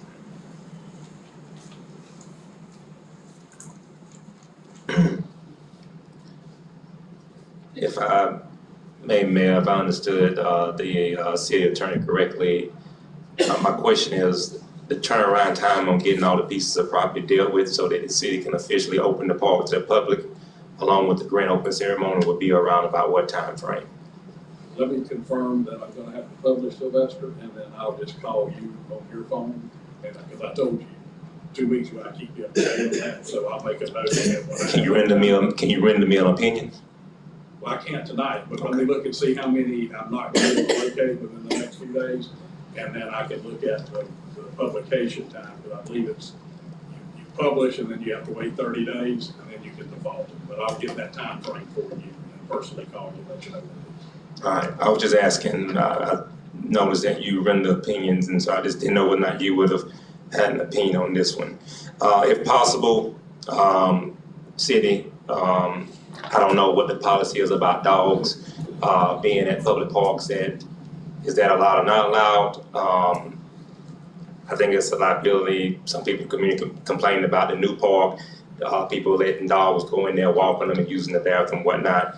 I would ask, the only thing I would ask concerning Sally Mae Cherry, other than getting these properties, if it's possible or legal, can we put a no pet or no dog sign up? I'm more than sure my good friend Mr. Bowden is going to strongly object and disagree with that part, but he's into animals, and that's just where him and I disagree. So, thank you. Okay, next is. Mr. Mayor, I had a question on that first. So is that both pieces of property being noticed? Yes, sir. Okay. We're going to do them both simultaneously at the same time. Okay. And running. Okay. And the price that they were appraised at was both $7,500 for exact, both lots. So that's the number for the eminent domain we'll be working with. And like I say, the Livingston family had, through correspondence, confirmed that was fine with them. So that hopefully will make it move faster if I can get them to agree with consent judgment, and that'll shave a lot of time. And one more thing, Mr. Mayor. So then also we have, I discussed with you ordinances for the parks. So I think that's something definitely we gotta look into on the pets, because they do make a mess in there. We need a dog park somewhere, but that's not the place. Well, what would the council like me to do on dogs? I don't want to go out investigate dogs with Pennsylvania. Do we want to include it in we're working on a curfew to include all of the state parks or all the city parks. Looking into the issue I discussed with you today about whether certain parks need to have definitive open-close times. And so I'll be looking for direction before we draft what you want in there. I like dogs, I have a dog, but I don't need to take him to the park, or there needs to be a separate park. That part there, I don't think would be dog friendly to kids. Or young park. All right, item 9, ordinance to prevent open flea market, junk car, et cetera, on Marion Avenue. Update, Kennedy again. Hopefully that was a code enforcement issue after conferring with Mr. Sova. The gentleman has been, according to him, very receptive and cooperative. Mr. Sova noticed as of Friday that he had removed a lot of whatever was out there. I haven't ridden by, but he said it made a very good progress in removing items. When he was out there, I guess to do a drive-by visual, the guy had a truck loaded with additional stuff he was moving. And essentially, I think Mr. Sova gave him 45 days to have all of his items removed from the property. And even Mr. Sova indicated that it appears he'll be able to meet that deadline. So another 20, 25 days, that hopefully will be a non-issue. Mr. Warren, you were signed up. Yes. Mr. Mayor and Council, this is precisely why I come to the meetings. This is precisely why I want to serve. This is precisely why I asked to be on the planning and zoning board. It is things like this. You need ordinances, because what you fix today with code enforcement, by getting this guy to move, you're gonna have another problem tomorrow with another business or something else. So I believe we should treat all of downtown equal and fair, Mayor. That's number one. Just like we agreed we would do and have done as far as uniformity with the brick pavers, the trash cans, and the moving of the downtown sign and the improvement of Sallie Mae Jerry Park. Let's be truthful and honest, Mayor and Council. The city government nor concerned citizens who hold the portion of downtown between Duval and Rural Street precious and sacred wouldn't let such businesses jump or blight that plague those of us who hold downtown between Rural Street and 100 precious and sacred to exist. And they just expressed that 30 minutes ago about that sign because they thought it was getting moved. Right. They don't care about that end. Hey, y'all gonna move that sign? Fine. That sign, no. Because they hold this end precious and they hold this end sacred. And there's people down here on this end who hold this end sacred and that end precious. And it needs to be uniform. So if you ain't gonna have it down here, Mayor, then by God, you shouldn't have it down there. And we need to put an ordinance in place to blind the fences for people that are gonna have commercial and industrial businesses, and for things that's gonna be an eyesore, it need to be blinded from the public. And people who wanna have that type of business need to pay for it. If that's the business that they wanna go in and investment, it is all part of a business plan. Okay. Mr. Mayor, I had a question for the attorney. So there's a city ordinance about flea markets currently and yard sales. Is that what he was looking into? He didn't give me any citations. He just said that he went and found that they were not in violation and began the code enforcement process. Because there is an ordinance in place about outside sales. And essentially that's, I guess the way the law sits now, the LDR takes care of what are permitted uses and not permitted uses within whatever zoning district that is. Yeah, it's my recommendation that the board would make some type of motion to make an ordinance to make these type of things be handled, send it over to our North Florida Regional Planning Council, get this ordinance, get things amended so that it can reflect in the LDR, whatever it takes, so that it will be precise and it will be equal and fair across the board. Regional Council, they're ready to do it. This is what they do for us. And they can get it drawn up, and all we have to do is put it on there for a resolution, get 2 readings, and we're done with the mail. Okay. We need a full LDR review. We're working on it. You speaking again?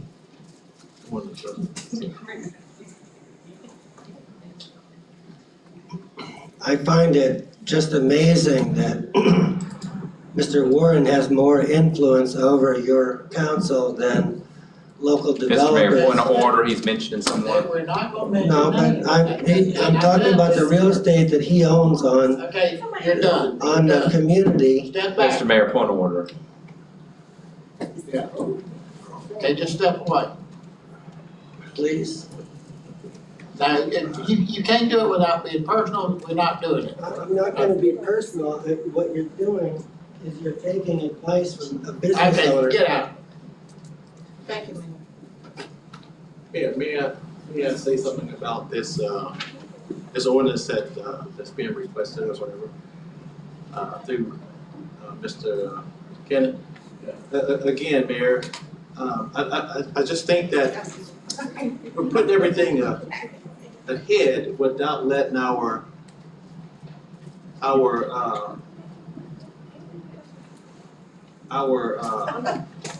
Mr. Dow, city manager, and we need his involvement. Mr. Dow he could do the research, he could do everything that needs to be done to clean up the areas on whatever side of town that we need to clean up.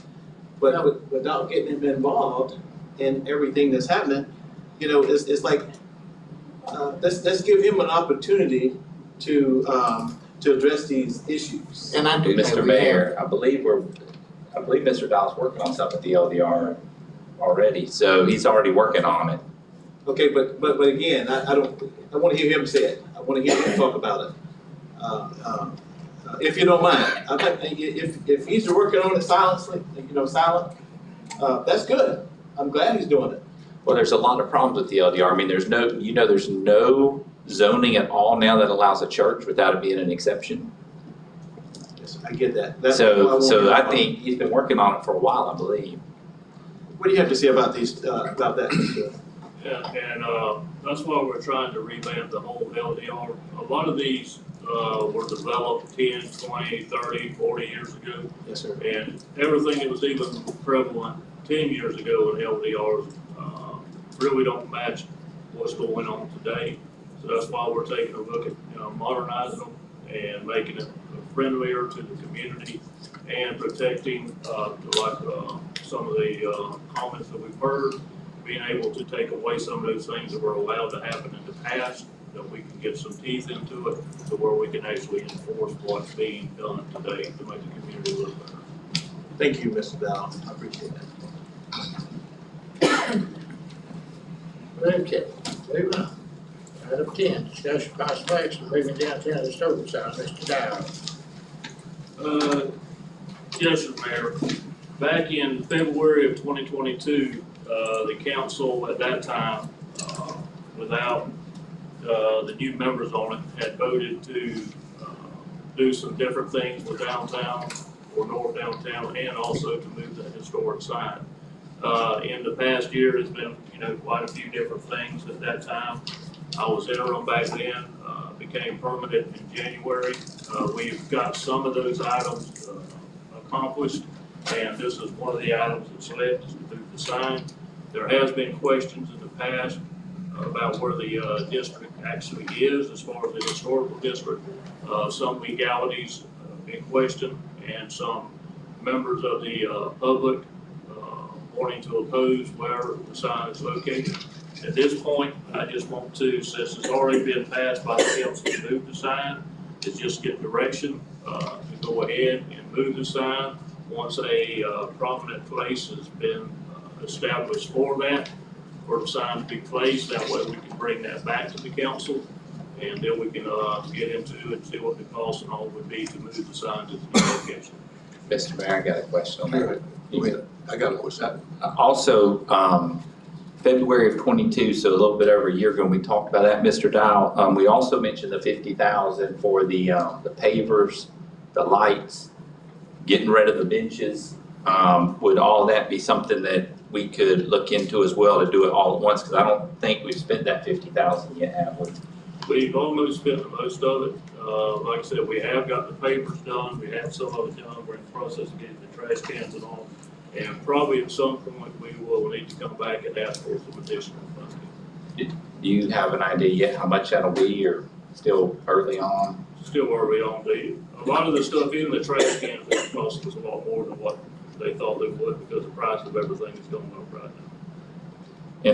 And on the lights, are we getting the lights that are the similar antique lights we had talked about? Is that, I haven't noticed if they're up yet or not. No, those are not up yet. Basically, we have to deal with FPL on those to see what we're able to put them, or what poles we're allowed to put them on, even if we end up having to put separate light poles for them. I'd like some like looking White Springs when you're right down that street there. Those would be really nice up there. But for me, I'm still in favor of moving the sign where we had talked about moving it to back then. I think Mr. Hill was here then, and we had voted unanimously at that time, and the mayor. So I'm still in favor of doing what we had committed to do back then. Well, today, I took the liberty to go down and look at that sign.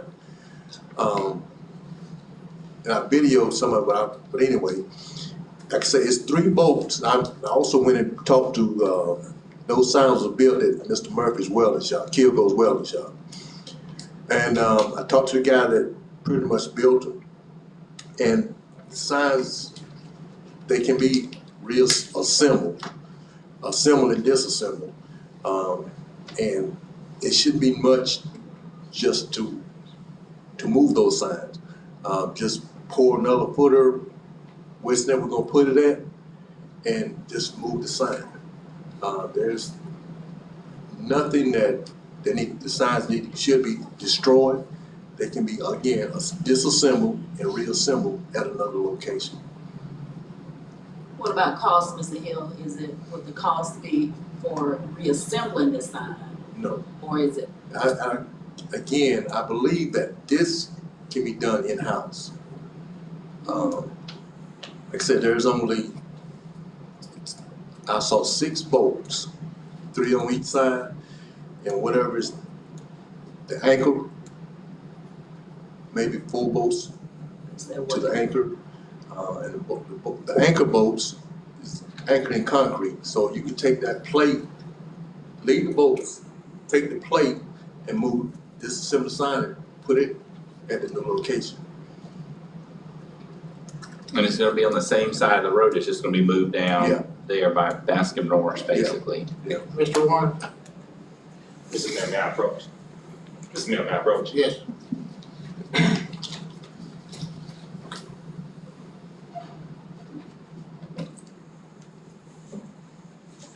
We'll just hold on to that, some highlighted sections.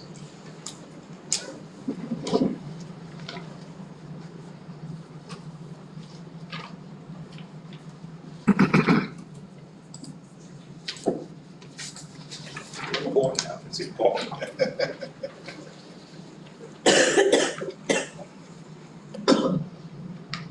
Mr. Mayor, and Council, I just don't understand the delay. I mean, the council voted on it. As far as legality, I don't know how we keep coming to these legality points about everything north of the tracks, or people who live north of the tracks. It's always a legal issue for some reason, or it gets tangled up in legal, and then there's some opinion, or there's something that has to be done with legal when something is pertaining to north of railroad tracks. Lord knows, I just don't understand how legal always gets involved north of the tracks. I just don't. Everywhere else, I mean, just do your thing, no legal, no. But my point is this, the council voted on it. Nobody outranks the council but the governor, according to the charter. My second thing is, Mayor, is that if you really want to have an honest conversation, and we really want some conversation about legality, let's have this council to authorize Mr. Cannon to see whether or not we have a legal historical district, whether or not we have a legal historical council board. Because I can guarantee you that a public records request from North Florida Regional Council and Planning says we don't have one. And Mayor, you sit on that, and you should call Sandra and ask her whether or not that board have met the requirements to be in a historical local district. It takes over 70% of the district that wants to be historical to do a petition. Then you gotta come in and swear in, you have to vote on it, 2/3, Mayor, ain't no way in the world we met that requirement. And that is the reason that you should not hold a sign up. There is no such thing as a historical district according to North Florida Regional Council and Planning. The board has not met their requirements, and as soon as Ms. Sykes can hurry up and get me that 119 so I can confirm it, but I do not want to have to file a public records lawsuit, so I hope we get it sped up. But I'm gonna prove to you, we have no historical district. And we need to stop backdooring stuff. We have no historical district, and that board should be disassembled until we have one. We need to no longer have people go through the historical committee board until we find out whether or not it's legal and legit. And if it's not legal and legit, we should not have the hardship of having people who live in the so-called that don't exist historical district in Viewshed subject to a board and their rules that don't meet the requirement, Mayor. That's the type of guy I am. Okay. So, Mr. Warren, the question I had prompted you about is you had mentioned, I want to make sure that your location for the sign was your sign. You said that the gentleman, the pastor at the church was willing to do a corner. I'm not sure where you're talking about. I just want to make sure. Well, the historic sign I'm talking about is right in front of the Dollar General store. That's where on the other side of the road. I think Councilman Hill was trying to confirm and legitimize that whether people want to accept it or not, that North of the railroad tracks is a part of downtown. I think that's what Mr. Hill was trying to legitimize. So he wasn't talking about location of the sign. That was a different topic. The sign location is on the corner of Froney and Marion Street, where Vanessa and I personally got with the pastor. We pushed that shack down where Virgil Scipio used to wash cars right there in the corner. I personally pushed that down. I paid rent, got away myself. That's why you don't see it there anymore. Personally paid for that. And Pastor Murray, who came before the council before and said he agreed and still agrees to let us have that land to put that sign there. Okay. So let me ask you this here. The historic sign is right in front of the Dollar General store. Right. So you're talking about the sign to go across the street from there? No. It's going on the same side. It's just going right there at the stop sign because the dollar store wouldn't let us get in their property because they wanted $1,200 a month if we put the sign there. So we came a little bit past there, right at the corner of Froney and Marion, on the same side as the dollar store. Okay. Right. So when you ride by, you'll see it as soon as you come, right there where Virgil to wash cars at. So they be slanted right there. Another block. Yep. Yeah. That's all I wanted to clarify. Yeah. It's the corner. It's the corner. It's the corner. Because I understood you as describing one that's already in the ground. Well, what happened was, and this again, you know, it's all about due diligence. What happened was, this was supposed to have happened 3 years ago when Heffenberger was here. There was a lot of promises made, nobody didn't act on it. And so to try to appease the black community and the so-called actors that everybody hates, what they did, instead of moving the sign, because because certain people didn't want the sign moved, they went and had the state to put a little sign there that says beginning of historical district right here. And that would have appeased us for a while, and it did, as typical, delay, deny, divert. So we got diverted for a while, and then we got tired of that sign not being moved and that little temporary sign from the state just being there. And we came back and we kept fighting, and finally y'all agreed to unify all of downtown. So that's where we're at, Mayor. Okay, good. We'll move to sign. That's All right, let's move to item 11. We got discussion, possible action. Mr. Dial, are you good with the instruction on that? Yeah, move to sign. So we're good? Just as soon as I get some kind of an easement or a deed to the property and it comes back to the council and they say that's what it's on, we'll sign about that. You don't need any additional motions, you're good? Yeah, I'm good. Yeah, I just want to make sure I know who you're talking Next item 11 is, Anti-Matic Interlocal Agreement Level 2 background, Ms. Young. Okay, I believe we should hear from the city attorney on this. The issue as presented the last meeting was, could that requirement be modified, eliminated? The council can move to modify the term or terms of an interlocal agreement, which is where that clause is contained. And then if the council voted to do that, then it would be contingent on the Anti-Matic Board approving the recommended modification to the interlocal agreement. And then it would be just like if you change the term of the lease. I make a motion that that language the city attorney just said. Will it need to be restated? It probably need to be more specific, and I apologize. Mr. Mayor, Yeah.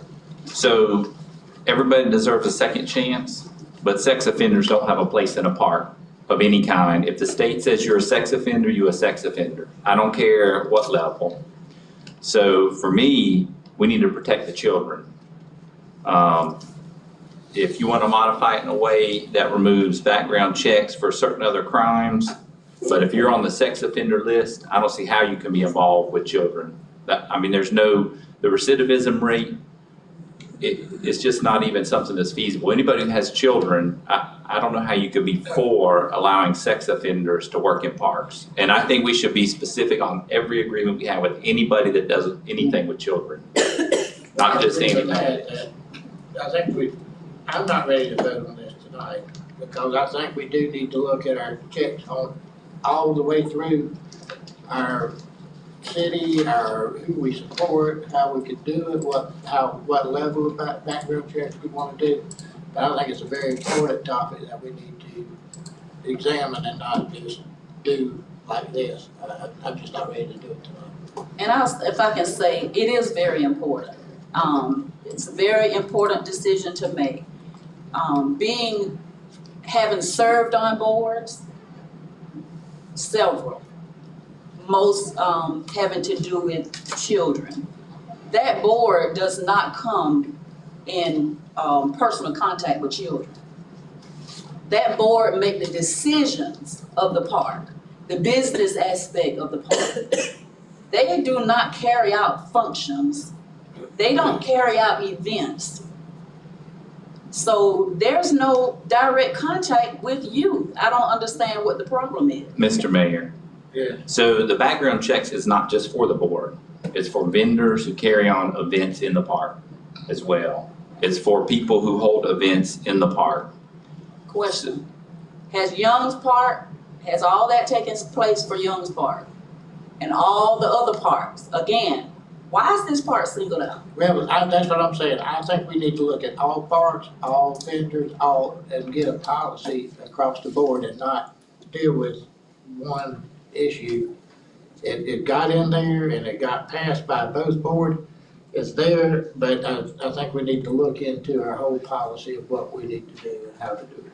And I think we should direct the attorney to look into it. I know there's other cities that have policies already in place. Don't reinvent the wheel. I mean, look and see what's going on. I know Ocala does a lot of things for kids. They have a policy in place. You can look at Alachua County, And it may be a policy that Gainesville. says if they have no dealings at all with kids, that they may have a different standard than somebody that does and how they do it, whether they're a vendor or on the board. But I think we need to, and like I say, I totally agree with not singling anybody out. We ought to do it across the board for everybody. I agree with that. Anybody who deals with children, period. Mayor, could I make Yes. a comment? Sure. If I'm understanding you all are not going to entertain this tonight, I need to get direction. We're ready and have a vendor ready to do the courts. And I don't want to lose the price that we have for them to do that.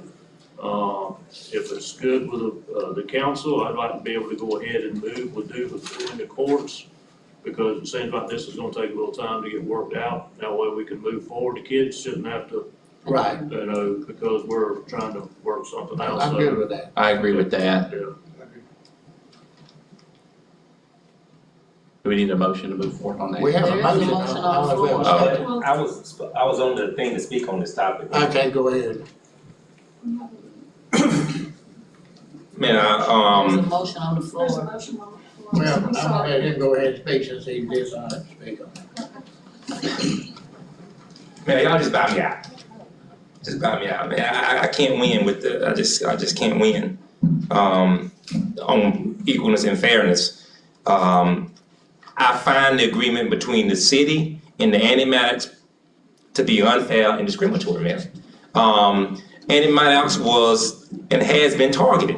Annie Maddox was given an ultimatum that no other 501c3 has ever been given in the history of this city. We were outnumbered at the time by the council and the other council members who stated if we wanted the money for the improvements for the kids, we must agree. It was not like we were asking for the money for the board members to take the kids on a camping trip. It's a difference. We're asking for improvements for the basketball court, the tennis court, the goals and lights, so it can look just like Young's Park. That's it. One park in one community, we want to look like the same park in another community, cross the track issue again. So why? I'm 43 years old. We've never been on that court with kids. I have no personal benefit, and none of the board members do too, other than improve the conditions of the court. The kids and the youth would benefit from this. Item 8 supports it. Look, I gave y'all a piece of paper. It's highlighted. It's discriminatory. There's people who came with 501c3s. In that paper I gave you, it's number 8. It's highlighted. Y'all gave the quarterback club $20,000. Then asked them who was on their board. Whether sex offenders, no offenders. Y'all give the money to to Richardson Community Center for their functions. You don't ask them who's on their board. You've never asked nobody that. Never. I asked that Annie Maddox get amended tonight, and then moving forward, everybody gets the same law. I say, Mayor, you do the right thing this is fair and justice, in my opinion. You can disagree or agree that you waive Annie Maddox from this discriminatory practice based on item 8 because you've done it for other people.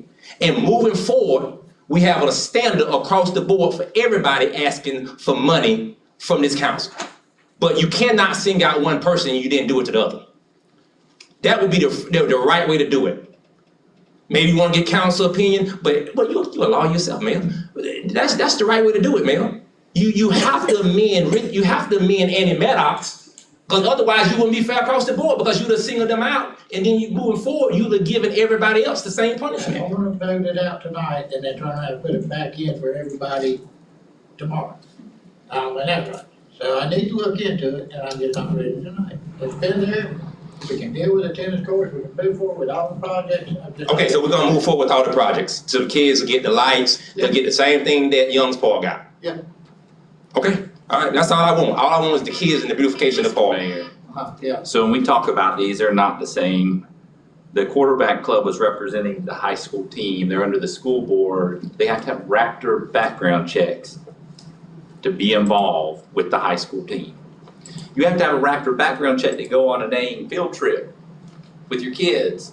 I mean, you have to. I think you have a good point about the fairness. I think it needs to be on everybody. I do too. So yeah, I think we jumped the gun when we did not have the fairness in mind and in heart when we singled out Annie Maddox. Well, I think you've never questioned Richardson. You never questioned other organizations. Y'all just gave a darn check to an organization last week for $500.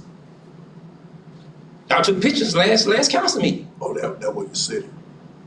Huh? That was come from another organization. I'm still, nobody, my point is, we have to get to a point that we do not sing out North Attraction. You're really putting yourself in a liability situation, Mayor. The city is really putting itself in a liability situation when it comes to these type of issues. Well, I agree. I'm talking about where you're being discriminatory at. That's what I'm saying. Or if we had a child that was in a bad position. So we just need to look, I'm just not ready tonight. boy, Mel, that's fine. Long as the kids, the improvement gets done, we'll continue to fight the other issues and the legalities out. As long as the kids get what the same that Young Park got. They can vote however they want to tonight. Yeah. So But- have they started doing some work out there in the park? That's some stuff that I went out and got some corporate sponsorship to do some painting because the park is a nonprofit. The county took away the football games, and because of some of the things that this council has imposed on Annie Maddox, it can barely function without it. There's so much history there. My aunt slaved over there. And I'd be darned if I'm not gonna sit here and fight for the bloodline and the sweat and tears that people have put in that community, just like any other community does. And Annie Maddox Park, at this juncture, was singled out. It's obvious. You can just look at number 8 on the item. You didn't ask one organization, but you're asking another. And all people are asking to do when they come to this podium, I've never asked for anything. And if I have, tell me and I'll stop coming to all meetings. If I ever asked for anything other than was equal and fair across the board for all human beings in all communities. All right, we have a motion. I don't know if we got a second. And I'm not sure that I understand what the motion actually was. It was to modify the terms. And As I understand, I explained that the council would have the ability to move to eliminate the level 2 screening from the interlocal agreement. If that passed, then it would have to go to the Annie Maddox board before it could become an official modification of the interlocal agreement. Because you have a contract right now, however you got there, I wasn't here, but you got a contract, that's the interlocal agreement. And so if you request a modification, then it goes to their board to agree or disagree with the modification. If they agree with it, then we would have to draft an amendment to the interlocal agreement. That's the motion that's on the floor. We got a motion. I'm for the children. Huh? I said I'm for the children. I have the children's best interests at heart. Now, she I made need a motion. second. Second. There's been a motion and a second. Any discussion further by council? Mr. Mayor, I'm for the children too, and I'm against not knowing who's around our children. All right, Ms. Sykes, we call the roll, please. Ms. Young? Yes. Mr. Hill? Yes. Mr. Sampson? No. Mr. Jernigan? Yes. Mayor Went? No. Okay. There we go. Moving on. New business, we have ordinance. Mayor, excuse me, Mr. Dial, since that motion was made in that direction, do you need to move forward with the court motion for you, or are you good? Well, like I said, I still need to go back before Annie Maddox come back, but I still want to move forward with doing it for the Is it They tennis need to be courts? known tomorrow. Is it tennis courts? Yes. So, Basketball. basketball courts. But I have to let the contractor know something. I think it's Basketball and tennis. Ask for a motion to go ahead and. Make a motion to move forward on the courts. Thank you. Second.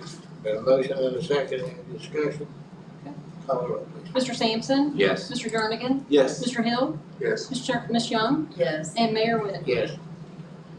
Okay, let's move to item 12, City Council Ordinance 2023-2250 on first reading. Mr. Kenneth? Ordinance number 2023-2250, an ordinance of the City Council of the City of Lake City, Florida, amending the city code to add a new section number 86-110.20, Article 3, Chapter 86, which provides for the partial abandonment of a 20-foot water and sewer utility easement as a portion of parcel 1 of official record book 776, page 1724 of the public record of Columbia County, Florida, providing for conflict, providing for severability, providing for codification, and providing an effective date. Okay, is there a motion as to City Council Ordinance 2023-2250?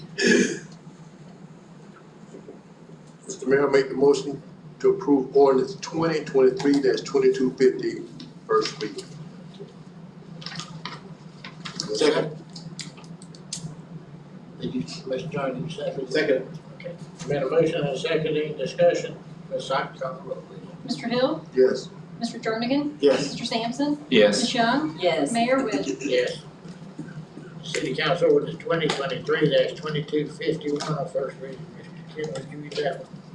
Ordinance number 2023-2252, an ordinance of the City Council of the City of Lake City, Florida, revising the boundaries of the 4 separate election districts consisting of districts 10, 12, 13, and 14, created by and described in section 301C of Article 3 of the City Charter, as authorized and required by section 301E of Article 3 of the City Charter, redefining the boundaries pursuant to state law of the Voting Rights Act of each district 10, 12, 13, and 14 to ensure that each separate district has approximately the same number of residents in accordance to 2020 census data by population, providing that the general law of the state of Florida on the subject of election shall apply to all city elections in the absence of conflicts with the city code and city charter, providing for the repeal of ordinance in conflict with any of the provisions of this ordinance, providing for severability, providing for codification, and providing for an effective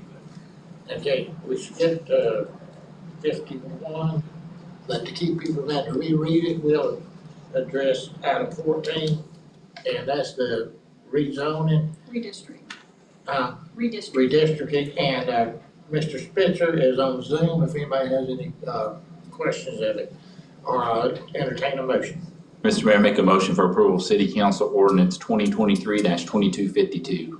Second. Got a motion and a second, any discussion? Ms. Sykes, will you call the roll, please? Mr. Sampson? Yes. Mr. Jernigan? Yes. Ms. Young? Mayor Whit? Yes, okay, Mr. Kenneth, you get back up to item 13, 2251. Ordinance number 2023-2251, an ordinance of the City Council of the City of Lake City, Florida, amending the city code to add a new section number 86-110.21 to Article 3, Chapter 86, which provides for the permanent closing of all of that portion of Walton Street lying wholly in Section 33, Township 3 South, Range 17 East, Columbia County, Florida, providing for conflicts, providing for severability, providing for codification, and providing an effective date. I wanted to point out to the council that this ordinance is in slightly different form than the one that was in your revised packet. This one was revised late this afternoon because this piece of property, what we are vacating is right in the middle of where the Tractor Supply business is gonna go. It connects to 2 streets on each end, but it's bounded on both sides by the same property owners, never been utilized. I think it was dedicated as part of an old subdivision. And so typically when we close the street, we reserve the right for a utility easement in case we need that area to come in for water or gas. In this particular instance, with the location of this easement or the street, the city has determined that we do not need a reservation of utilities because it's going to be right down the middle of the building. And so we took out the one sentence where the city reserved a utility for easements because it's not needed on this particular piece of property. So I just wanted to point that out, that one sentence was taken out. Okay, is there a motion as to 2023-2251? I make a motion to approve 2023-2251. Second. Got a motion and a second, any discussion? Ms. Sykes, will you call the roll, please? Ms. Young? Yes. Mr. Sampson? Yes. Mr. Hill? Yes. Mr. Jernigan? Yes. Mayor Whit? Yes. Okay, now we're moving to resolutions. The first one is City Council Resolution 2023-058. Then would you read that one by title? City Council Resolution number 2023-058, a resolution of the City Council of the City of Lake City, Florida, authorizing the mayor to execute and deliver an easement conveying said easement to identified landowners located on the west boundary of city-owned property located in the northwest quarter of the northeast quarter of Section 23, Township 4 South, Range 16 East, Columbia County, Florida. Is there a motion as City Council Resolution 2023-058? Mr. Mayor, make a motion for approval of City Council Resolution 2023-058. Second. Motion and a second, any discussion? Ms. Sykes, will you call the roll, please? Mr. Sampson? Yes. Mr. Hill? Yes. Ms. Young? Yes. Mr. Jernigan? Yes. Mayor Witt? Yes. Next is City Council Resolution 2023-060. City Council Resolution 2023-060, a resolution of the City Council of the City of Lake City, Florida, appointing Robert Milligan and Tim Parisi as elected members of the Board of Trustees of the Lake City Municipal Police Officers Retirement Trust Fund. Is there a motion as City Council Resolution 2023-060? Mr. Mayor, make a motion for approval of City Council Resolution 2023-060. Second. Got a motion and a second. Any discussion? Ms. Sykes, will you call the roll, please? Mr. Sampson? Yes. Mr. Jernigan? Yes. Mr. Hill? Yes. Ms. Young? Yes. Mayor Witt? Yes. Next is City Council Resolution 2023-061. Mr. Kenny, would you read that? City Council Resolution 2023-061, a resolution of the City Council of the City of Lake City, Florida, authorizing the execution of a second amendment to the interlocal agreement with Columbia County, Florida, related to the emergency home repair program for eligible citizens, providing for severability, providing for conflict, and providing for an effective date. Is there a motion as City Council Resolution 2023-061? Mr. Mayor, make a motion for approval of City Council Resolution 2023-061. Second. Got a motion and a second. Any discussion? Ms. Sykes, will you call the roll, please? Mr. Sampson? Yes. Ms. Young? Yes. Mr. Hill? Yes. Mr. Jernigan? Yes. Mayor Witt? Yes. Next is City Council Resolution 2023-062. Ken, would you read that one? City Council Resolution number 2023-060, a resolution of the City Council of the City of Lake City, Florida, rescinding City Council Resolution number 2023-003 and rescinding the acceptance of the federally funded Community Development Block Grant, CARES CDBG-CV sub-grant agreement with the Florida Department of Economic Opportunity to facilitate the rehabilitation of the existing Richardson Community Center for the use of COVID testing and vaccination, and reimburse the city for certain costs expended up to an amount of $2 million. Mr. Bowles, you want to speak to this? Mr. Mayor, I just wanted to express my disappointment that it's almost unimaginable to me that the city of Lake City let $2 million go back that could have been used not to rehabilitate the Richardson Community Center, but to upgrade the infrastructure around in there. I grew up on Furnace Street, and when I grew up on Furnace Street, it was a dirt road and a ditch. You know, we had to pull my shoes off the to go to school because I didn't want to get my Converse to dirt. It's different now. So, but, you know, I think that the city council and the county are failed citizens in this community during the whole negotiation process. I mean, I understand that it may not be feasible now, but it's not a proud moment. You all should not be happy about sending $2 million back. That's the bottom line. That's $2 million because it could have helped some sidewalks, because there's some drainage, because there's other kind of thing. Because he actually paid for some environmental stuff, so we wouldn't know what type of environmental impact is taking place on the facility. So I just wanted to let you know that I'm personally disappointed as a citizen that we sent $2 million back. We probably don't have a choice now, but we didn't get here overnight. We got here because somebody dropped the ball on the city council and on the administration. There's no doubt in my mind, there's no reason for us to be sending back $2 million that would have been free money, as far as I'm concerned. Thank you. Is there a motion as to City Council Resolution 2023-062?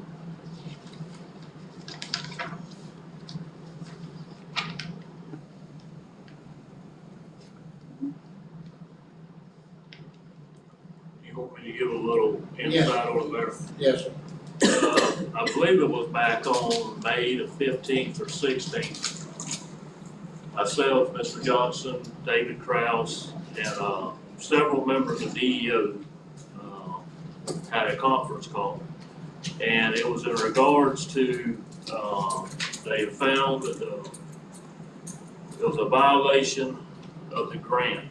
And basically what that meant was that the county, and we had been instructed not to turn the deeds over or have the county record the deeds. It wasn't necessarily that we couldn't send the deeds to the county for them to hold, but once the county recorded the deeds, it became the county's property. And at that time, DEO said we violated the grant, and they called it what a choice limiting action had occurred.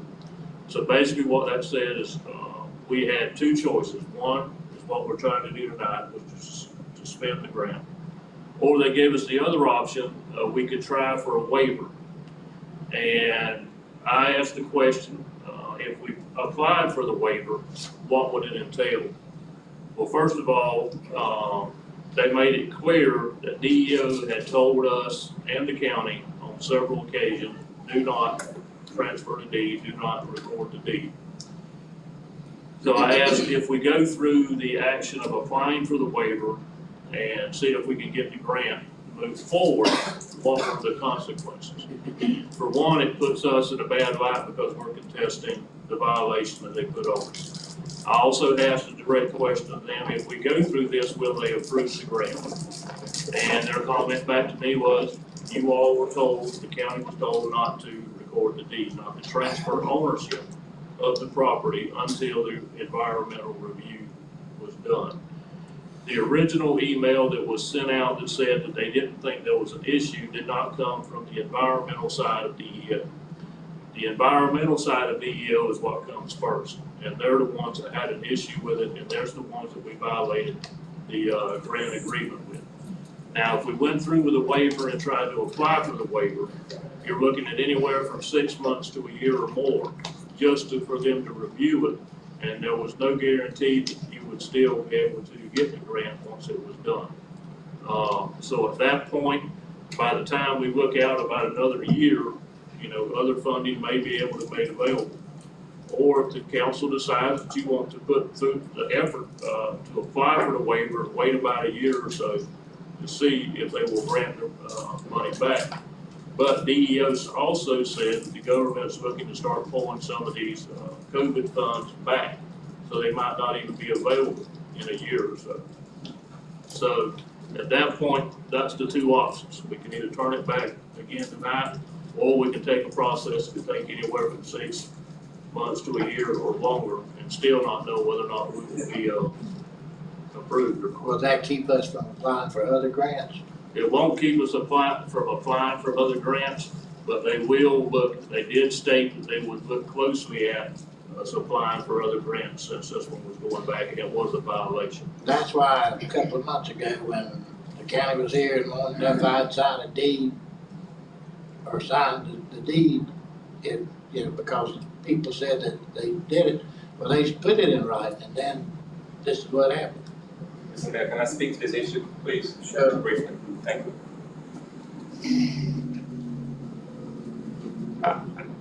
This is just my opinion. I have no influence over the decision-making that y'all decide to do tonight, but this is a very painful thing to watch and feel happen when you live in that area, when you're born and raised in that area, and you have an opportunity to have this done. But what I will say, that y'all save face. Y'all save face with the county by doing what y'all said y'all would do. So this council needs to just humble themselves and realize that your counterpart, your counterparts, y'all continue to fall for the banana in the tailpipe when it comes to them. They continue to Charlie Brown you all. And y'all go forward every time. They keep moving the football and promising y'all ain't gonna do it. Right in an open meeting, they say they would do everything in the world to make sure that we don't lose that $2 million. Now, I ask that this council humble themselves, eat crow, make the motion, second it, and suffer the consequences of being manipulated by your counterpart government. That's what I would do. Just as well as you gave it to them, just as well as you need to eat, sending the money back. They did it to you. The pie's on our face, and they look like angels, and we look like devils. But we put ourselves in that position. Okay, is there a motion?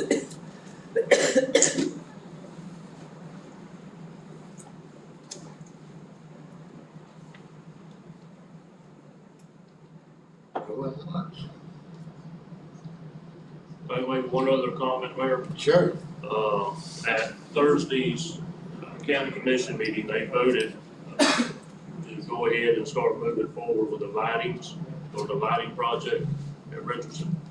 If we move forward or try to move forward with this grant, that's gonna be put on hold until this is completed. That's great. Can I say something when I promise to say it? And they perfectly strategically played us. They know we need the lights for the basketball courts. They got you again. They know if you don't send the grant back, and then they're gonna be like, oh yeah, well the city have stopped y'all from getting the lights that y'all wanted down here on the basketball court for all these years that y'all fought so hard for. It's the city fault. It's the city fault. Okay. They won. They outmaneuvered us on this one. I just asked that we just go ahead and send the money back. Why are we gonna waive it? We ain't gonna win, Mel. I know. We ain't gonna win. Let's just go ahead and eat it. I don't understand y'all. Why y'all won't eat it? Okay. You can make a motion, Mel. Very motion. And I asked at that meeting, if they would take this into consideration, because the remarks that were made concerning this grant were not true. And I said that in that meeting. Mr. Mayor, I have a question. Care wasn't there. Sure. Mr. Dial, if we did the waiver and went ahead and did the environmental study, could we do that? And then, because the environmental study is what holds up the lights, correct? Yes, and because right now we're in violation of the grant, we have to have them approve the grant or give us the waiver before we could even start with the environmental review, and that's Right. like I said, 6 months to a year.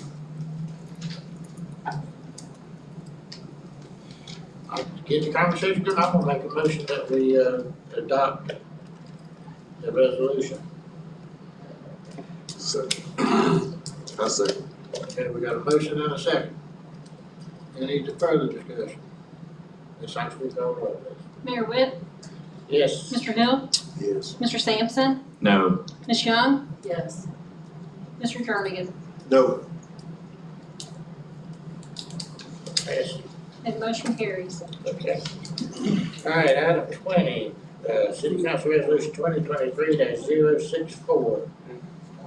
City Council Resolution number 2023-064, a resolution of the City Council of the City of Lake City, Florida, authorizing the execution of Amendment Number 1 to Agreement LP 12031 with the Florida Department of Environmental Protection for the reimbursement of up to $1,800,000 in costs incurred in connection with enhancing the quality of water recharge at the Hitchtucky Springs Water Quality Improvement Project, providing for an extension of the agreement to December 31, 2025, and providing for an effective date.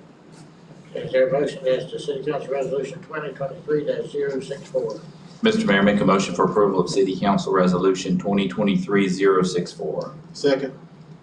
A motion and a second. Ms. Sykes, call the roll, please. Mr. Sampson? Yes. Mr. Jernigan? Yes. Mr. Hill? Yes. Ms. Young? Yes. Mayor Witt? Yes. Item 21, the City Council Resolution 2023-065. Would you read that, please? City Council Resolution number 2023-065, a resolution of the City Council of the City of Lake City, Florida, authorize the execution of task assignment number 2 to continue the contract with Wetland Solutions, Inc., providing for engineering services related to Wind Lake, providing for payment for the professional services at a cost not to exceed $23,700, and providing an effective date.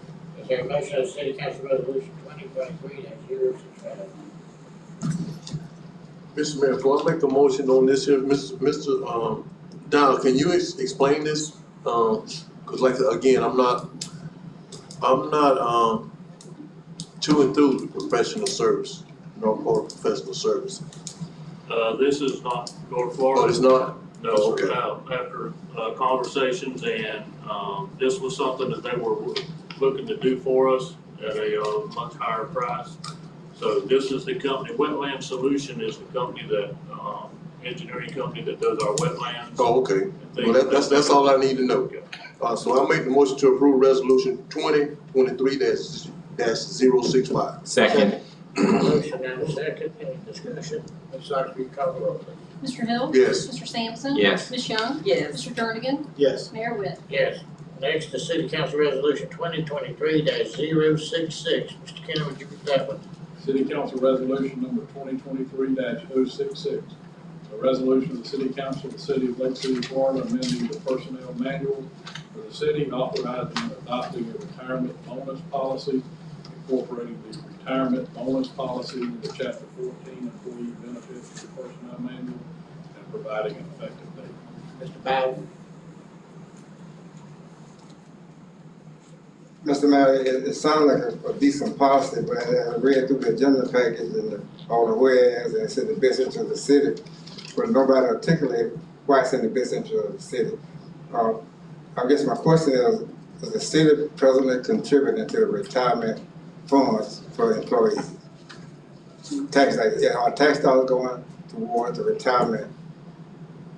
People that are on the old plan, and I don't know how many there are, I know about that because I'm on that one. but Today, the city there are contributing. employees on FRS. Okay, so justify to me as a citizen why we should do that. I mean, you got a resolution that says in the best interest of the city. Why is it in the best interest of the city that we do this? Well, it's employee morale, it's one. Morale? I'd like to make a comment. I just want to explain why we're doing it. Well, I think it's a show of appreciation for long-term employees. I think if you were in the public sector, you would probably do more than that. I think you have people that dedicated a quarter of a century or more, almost half a century, and when you leave, we're gonna give you $100. That's an outdated mode. What's the appreciation for the person who's put their life on hold? Because you know that the salary that the city pays isn't top dollar. They could go somewhere else and make more money. So to me, for such a small fiscal impact, you impact the long-term employees quite a bit, just showing a thank you. You know, I think it speaks to the culture of the city to say, hey, you've been here, now you're leaving, we're gonna give you $100. It's a slap. Oh, I understand. I just find it being so not enough information. I would have said we're gonna do it in an attempt to encourage employees to stay longer. So if you're 20 years, well, if I stay till I get 24 years, I'm getting a little more money. Right. That's all I'm saying. I'm not you just whereas it's in the best interest, that's just not good enough for me. You ought to be able to explain why you're gonna give taxpayers money to employees. I worked for the federal government for 24 years. I didn't get a bonus. I mean, I got just a decent retirement plan, of course. You got a pension. Yeah, the TPS, all that, but I just saying to y'all, explain to us why you're doing something. Just don't put it out there, whereas it's in the best interest of the city and we just buy it. It don't work like that for me. Thank you. Thank you. All right, is there a motion of City Council Resolution 2023-066? Mayor, I'd like to make that motion, resolution number 2023-066. Second. Got a motion and a second. Any discussion? Ms. Oxley, will you call the roll? Mr. Jernigan? Yes. Mr. Hill? Yes. Mr. Sampson? Yes. Ms. Young? Yes. Mayor Witt? Yes. Okay, next is City Council Resolution 2023-067. Mr. Kenny, would you read that one? City Council Resolution number 2023-067, a resolution of the City Council of the City of Lake City, Florida, amending the personnel manual for the city, authorizing and adopting a graduation token policy, incorporated the graduation token policy into Chapter 14 employee benefits of the personnel manual, and providing an effective date. Mr. Bowden, did you want to speak to this? Well, this one, man, I'm somewhat opposed to it. And the reason I'm opposed to it is that I don't understand the city council taking taxpayers' money to reward the students of employees. I received invitations from kids this year, and we get them every year. I get less since my wife passed because she was, I guess, more popular, so we got a lot of them.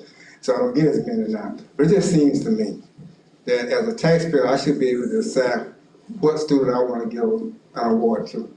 I don't think it's fair for this city council to award, and it ain't much money, but I think it's a dangerous precedent to set tonight, that we're going to award students, employees, $100 for graduation. If that's what the administration wanna do, come up with a GoFund. I mean, take up money within the city hall and then decide, okay, we got 10 employees with students graduate. That's enough employees, and you all come and give these students $100. But to take taxpayers' money and do it without the taxpayer saying it's okay, I think it's unfair. I should be able to decide who I wanna give my money to. I didn't get my 2 this year, I'm gonna give it to all 2 of them. But that's my money. But you don't take it our money and decide that you wanna give it to a student that I may not even support, I may even like the family, for that matter. You know what I'm saying? Right. So I don't think you ought to take our money and award the student of an employee. I think that's a bad precedent to set, and I think it's going down a dangerous slope. I would feel that way if I had a child graduating. Is there a motion as City Council 2023-067?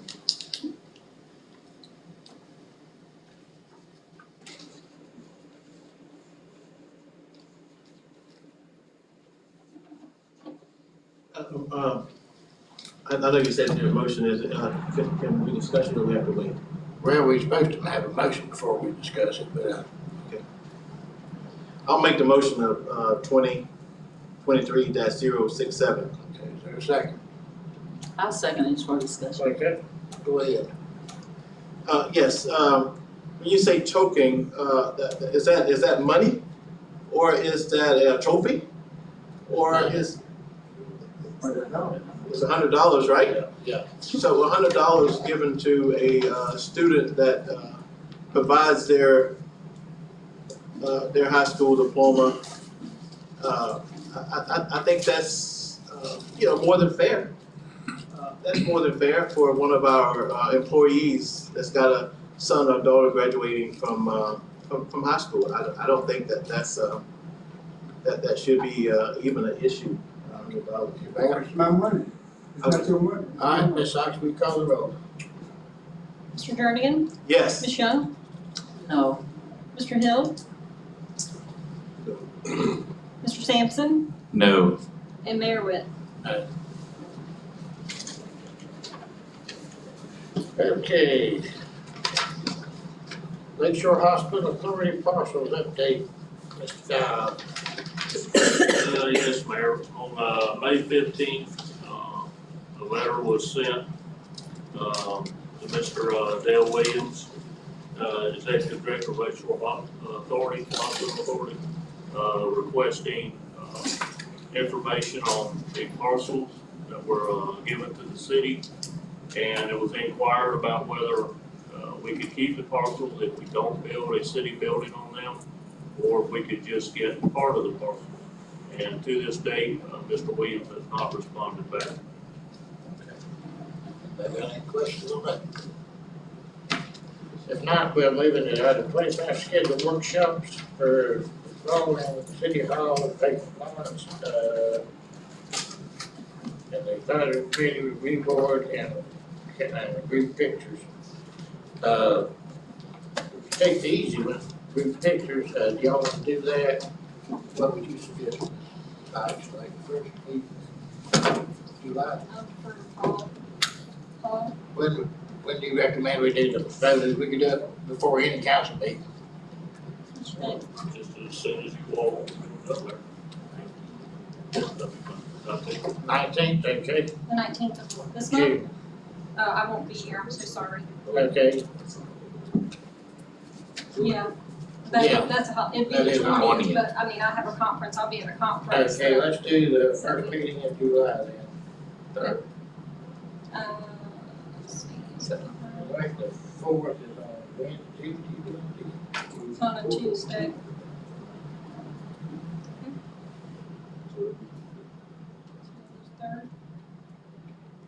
Third.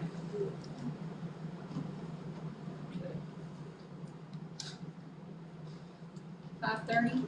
5:30, okay? Good. Now, the city hall, we need to do, I was thinking about these, I think Monday nights, since we're pretty much usually coming here anyway. So, we can either do it next Monday or the one after the 19th. Ms. Dow, what would you recommend? Would next Monday be too quick to do it? No, sir, we pretty much, basically you just need guidance on what direction the council wants to go as far as the city hall remodel or. That'll be June 12th. Yeah, I will not be available. I'll be at the Lake Shore Hospital Authority, maybe discussing your lives. I have the second Monday and second Tuesday. Okay, anybody got a problem with, say, Tuesday to Thursday? I'll be in the city of Blackburn. Okay. That's what you want.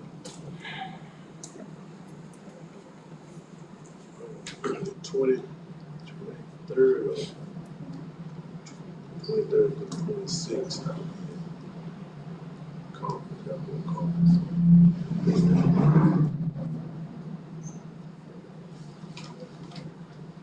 Again, July. I got any suggestions? When is that, in July? 23rd, The conference is 23rd through 26th. July. July. Okay, today's the 5th. 15th,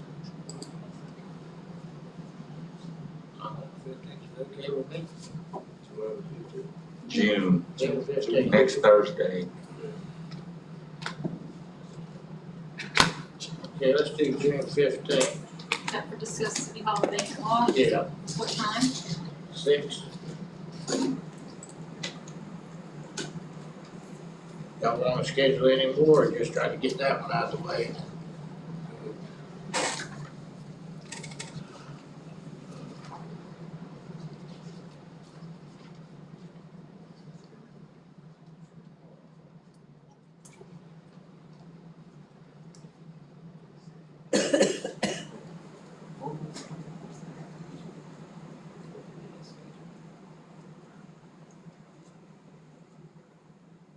I've got a problem with maybe doing the 29th for the next one.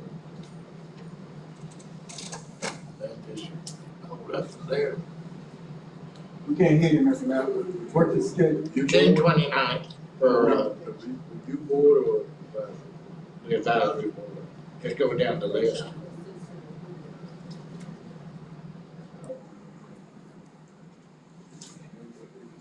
Twenty-ninth to Thursday, since that would free up Ken.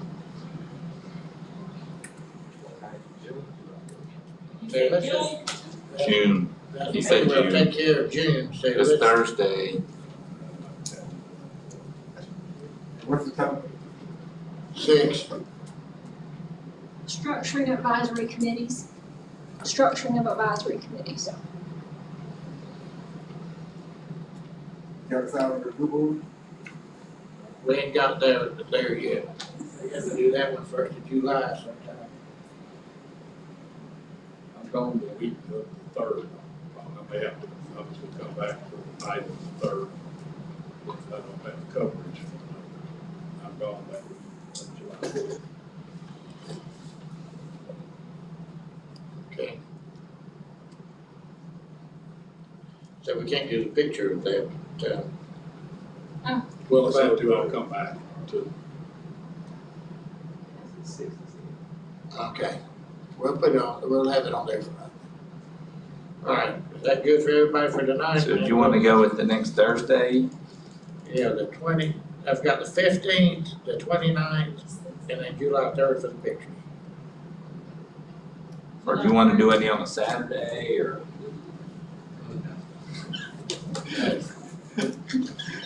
Saturday will work. Yeah, like 7 a.m., right? All right, let's, with that, I'd like a motion to adjourn. You get into comments. Comments. I just have one quick question. I'm very concerned about this term of sexual offenders being tossed about without an understanding of what that means. I don't think that it's fair. Personally, I'm Pamela Green, pastor of Trinity United Methodist Church, 1145 Northeast Bascom North. As you know, in my previous career, I was a child psychologist for 20 years, dealt with the whole sexual offender thing for many years. I'm also, as pastor, the FDLE screenings are very important. You all know all about the Boy Scouts and what happened with the Boy Scouts and so on. So it's a critical thing to know who, as you said, who is around the kids. However, what is not fair is what I heard tonight. And it's unfortunate that the person who actually needs, without naming names, who needs to hear what I'm about to say, has already left the room because for whatever reason. I would like to find out how you all are going to clarify exactly what is meant by a sex offender. I know there's specific rules. Sex offenders, if they're around children, they will be arrested because they know they can only be in certain number of feet around the children. And if they are, they will go back to where they don't want to go, which is jail. I would like for this board, before you all make any decisions about who can be present and who can't be present, be clear. Don't let us walk out of here with this term just being tossed about as if it's air. Sexual offender. It's not fair to protect the children, and it's not fair to those who have been falsely accused, which typically is Black men who have been accused of being sexual offenders. It needs to be clarified exactly what is meant by sexual offenders, and it also needs to be clarified what the FDLE screening, because the way I'm telling you as a citizen, what I just heard, you all as a city don't even screen your employees for FDLE. That's the way it was presented. Do you all screen your employees before they're hired? Do they not have an FDLE background screening? Or anybody can get hired no matter what? Does anyone, no one has an answer to the question. Then that's one of the questions and the first one that needs to be answered. We as citizens need to know that. I'm concerned if you're not screening your folks with FDLE background screenings that then let you know who is actually a sex offender and who isn't. What I heard tonight was unfair on both sides, for those falsely accused and for you all not even knowing. My last point, I was a professor at Nova Southeastern University for 15 years or something, I don't know. They failed to screen the volunteers at one of our departments there. It happened to be the Department of Kids who were developmentally delayed. Grandpa was the one, the elderly gentleman was the one that was assigned a volunteer to take the children where? To the bathroom. $15 million later, they realized they should have screened those people. They started a policy then that everybody was screened before they could work with the children. I definitely do not want you all to be in that situation. It needs to be clarified, and I don't know, Mr. Attorney, if you're the one that does that clarification, it needs to be clarified what the process is, who is a sexual offender, and what are the requirements of a sexual offender for being around people and children. I will be at the next meeting because as a child psychologist, I'm dedicated to those children and those children being protected, and you all should know. You should know beyond a shadow of a doubt how that works for sexual offenders and who you can and cannot have around and what it takes to make sure that they are around. I will be at the next meeting so I can hear what the response is to my question. Ms. Green, I'm glad you got me spoke because the individual, excuse me, that the whole issue is about, it's been somewhat falsely accused. And again, it's not fair to use those terms in the same, he was, not even just him, but anyone, I'm sorry to interrupt. I mean, that's the perception he was falsely accused, but the prosecutor said something different. Well, the court said something different, the paper said something different. The court can be wrong as well. They can be, but the Florida sex offenders, going back to what you're talking about, if you're registered in the registration, to me, that sticks with you. Yeah, I mean, he's labeled, I mean, There's it's rules, labeled. what I'm saying, there are rules, and that the way that the term was being bantied about, I would walk out of here thinking you were a sexual offender, to be honest with you. The way that the term was being bantied about, it just needs to be clarified. I don't want it clarified right now because we don't have facts. I'm a person that's gonna work with facts when we get to that level of. FDLE has a list. It's a fact. Now, there's different levels. You could be an offender, you could be. I don't want to even have that discussion right now because people are ready to go home. My question is, and I know all of that, I told you, I work with this, I know exactly what you're saying. What I'm saying is, tonight, the way that it was presented, I had the privilege of being a counselor, a therapist, a psychologist for kids for 20 years. So I know what the standards are. I currently have the privilege of being a pastor. I've read the FDLE screening. What I am saying is what occurred here tonight was the way that the term, and I don't want to get into personal or who's on the list and blah, blah. I'm on a higher level than that. My level is we need to clarify exactly what the term, what it means for the group, whenever you all choose to do, but not tonight, because like I said, I waited to the end and we're ready to go home. But it just needs to be clarified so when we're walking out of here that we don't think that any name that's put forward or anybody can put a name forward and then that person is declared a sexual offender. I think we waived all background checks. Yeah. There's not gonna be any. We waived it 100%. Do you not hear what I'm asking? I understand what you're saying, but we voted and we But waived it. you're doing exactly what it is that I'm asking for not to be done. You're clouding issues. I am not going back to the issue of what you all waived. I'm talking about what is the way in which things were presented tonight in terms of who is a sexual offender or not. I'm not on that issue. I don't have a dog in that fight. I'm talking about the way that it was presented does not make it clear. It's of who is a sexual offender, who's not a sexual offender, what are the rules around sexual offenders. There are rules in this state around sexual offenders and who and what they can do. The way that it was presented tonight, it's not as if any of those exist. I'm also asking the question that when you hire employees in the city, do they have to go through an FDLE check? I asked that question. I got blank stares from the entire council. And then I heard, you'll get back with me on that. So that's great, I'm fine, but it's a question. So I'm not dealing with yesterday's issue, I'm dealing with my question, which is I want to know what happens with the FDLE screenings. Motion to adjourn. I can only got one question.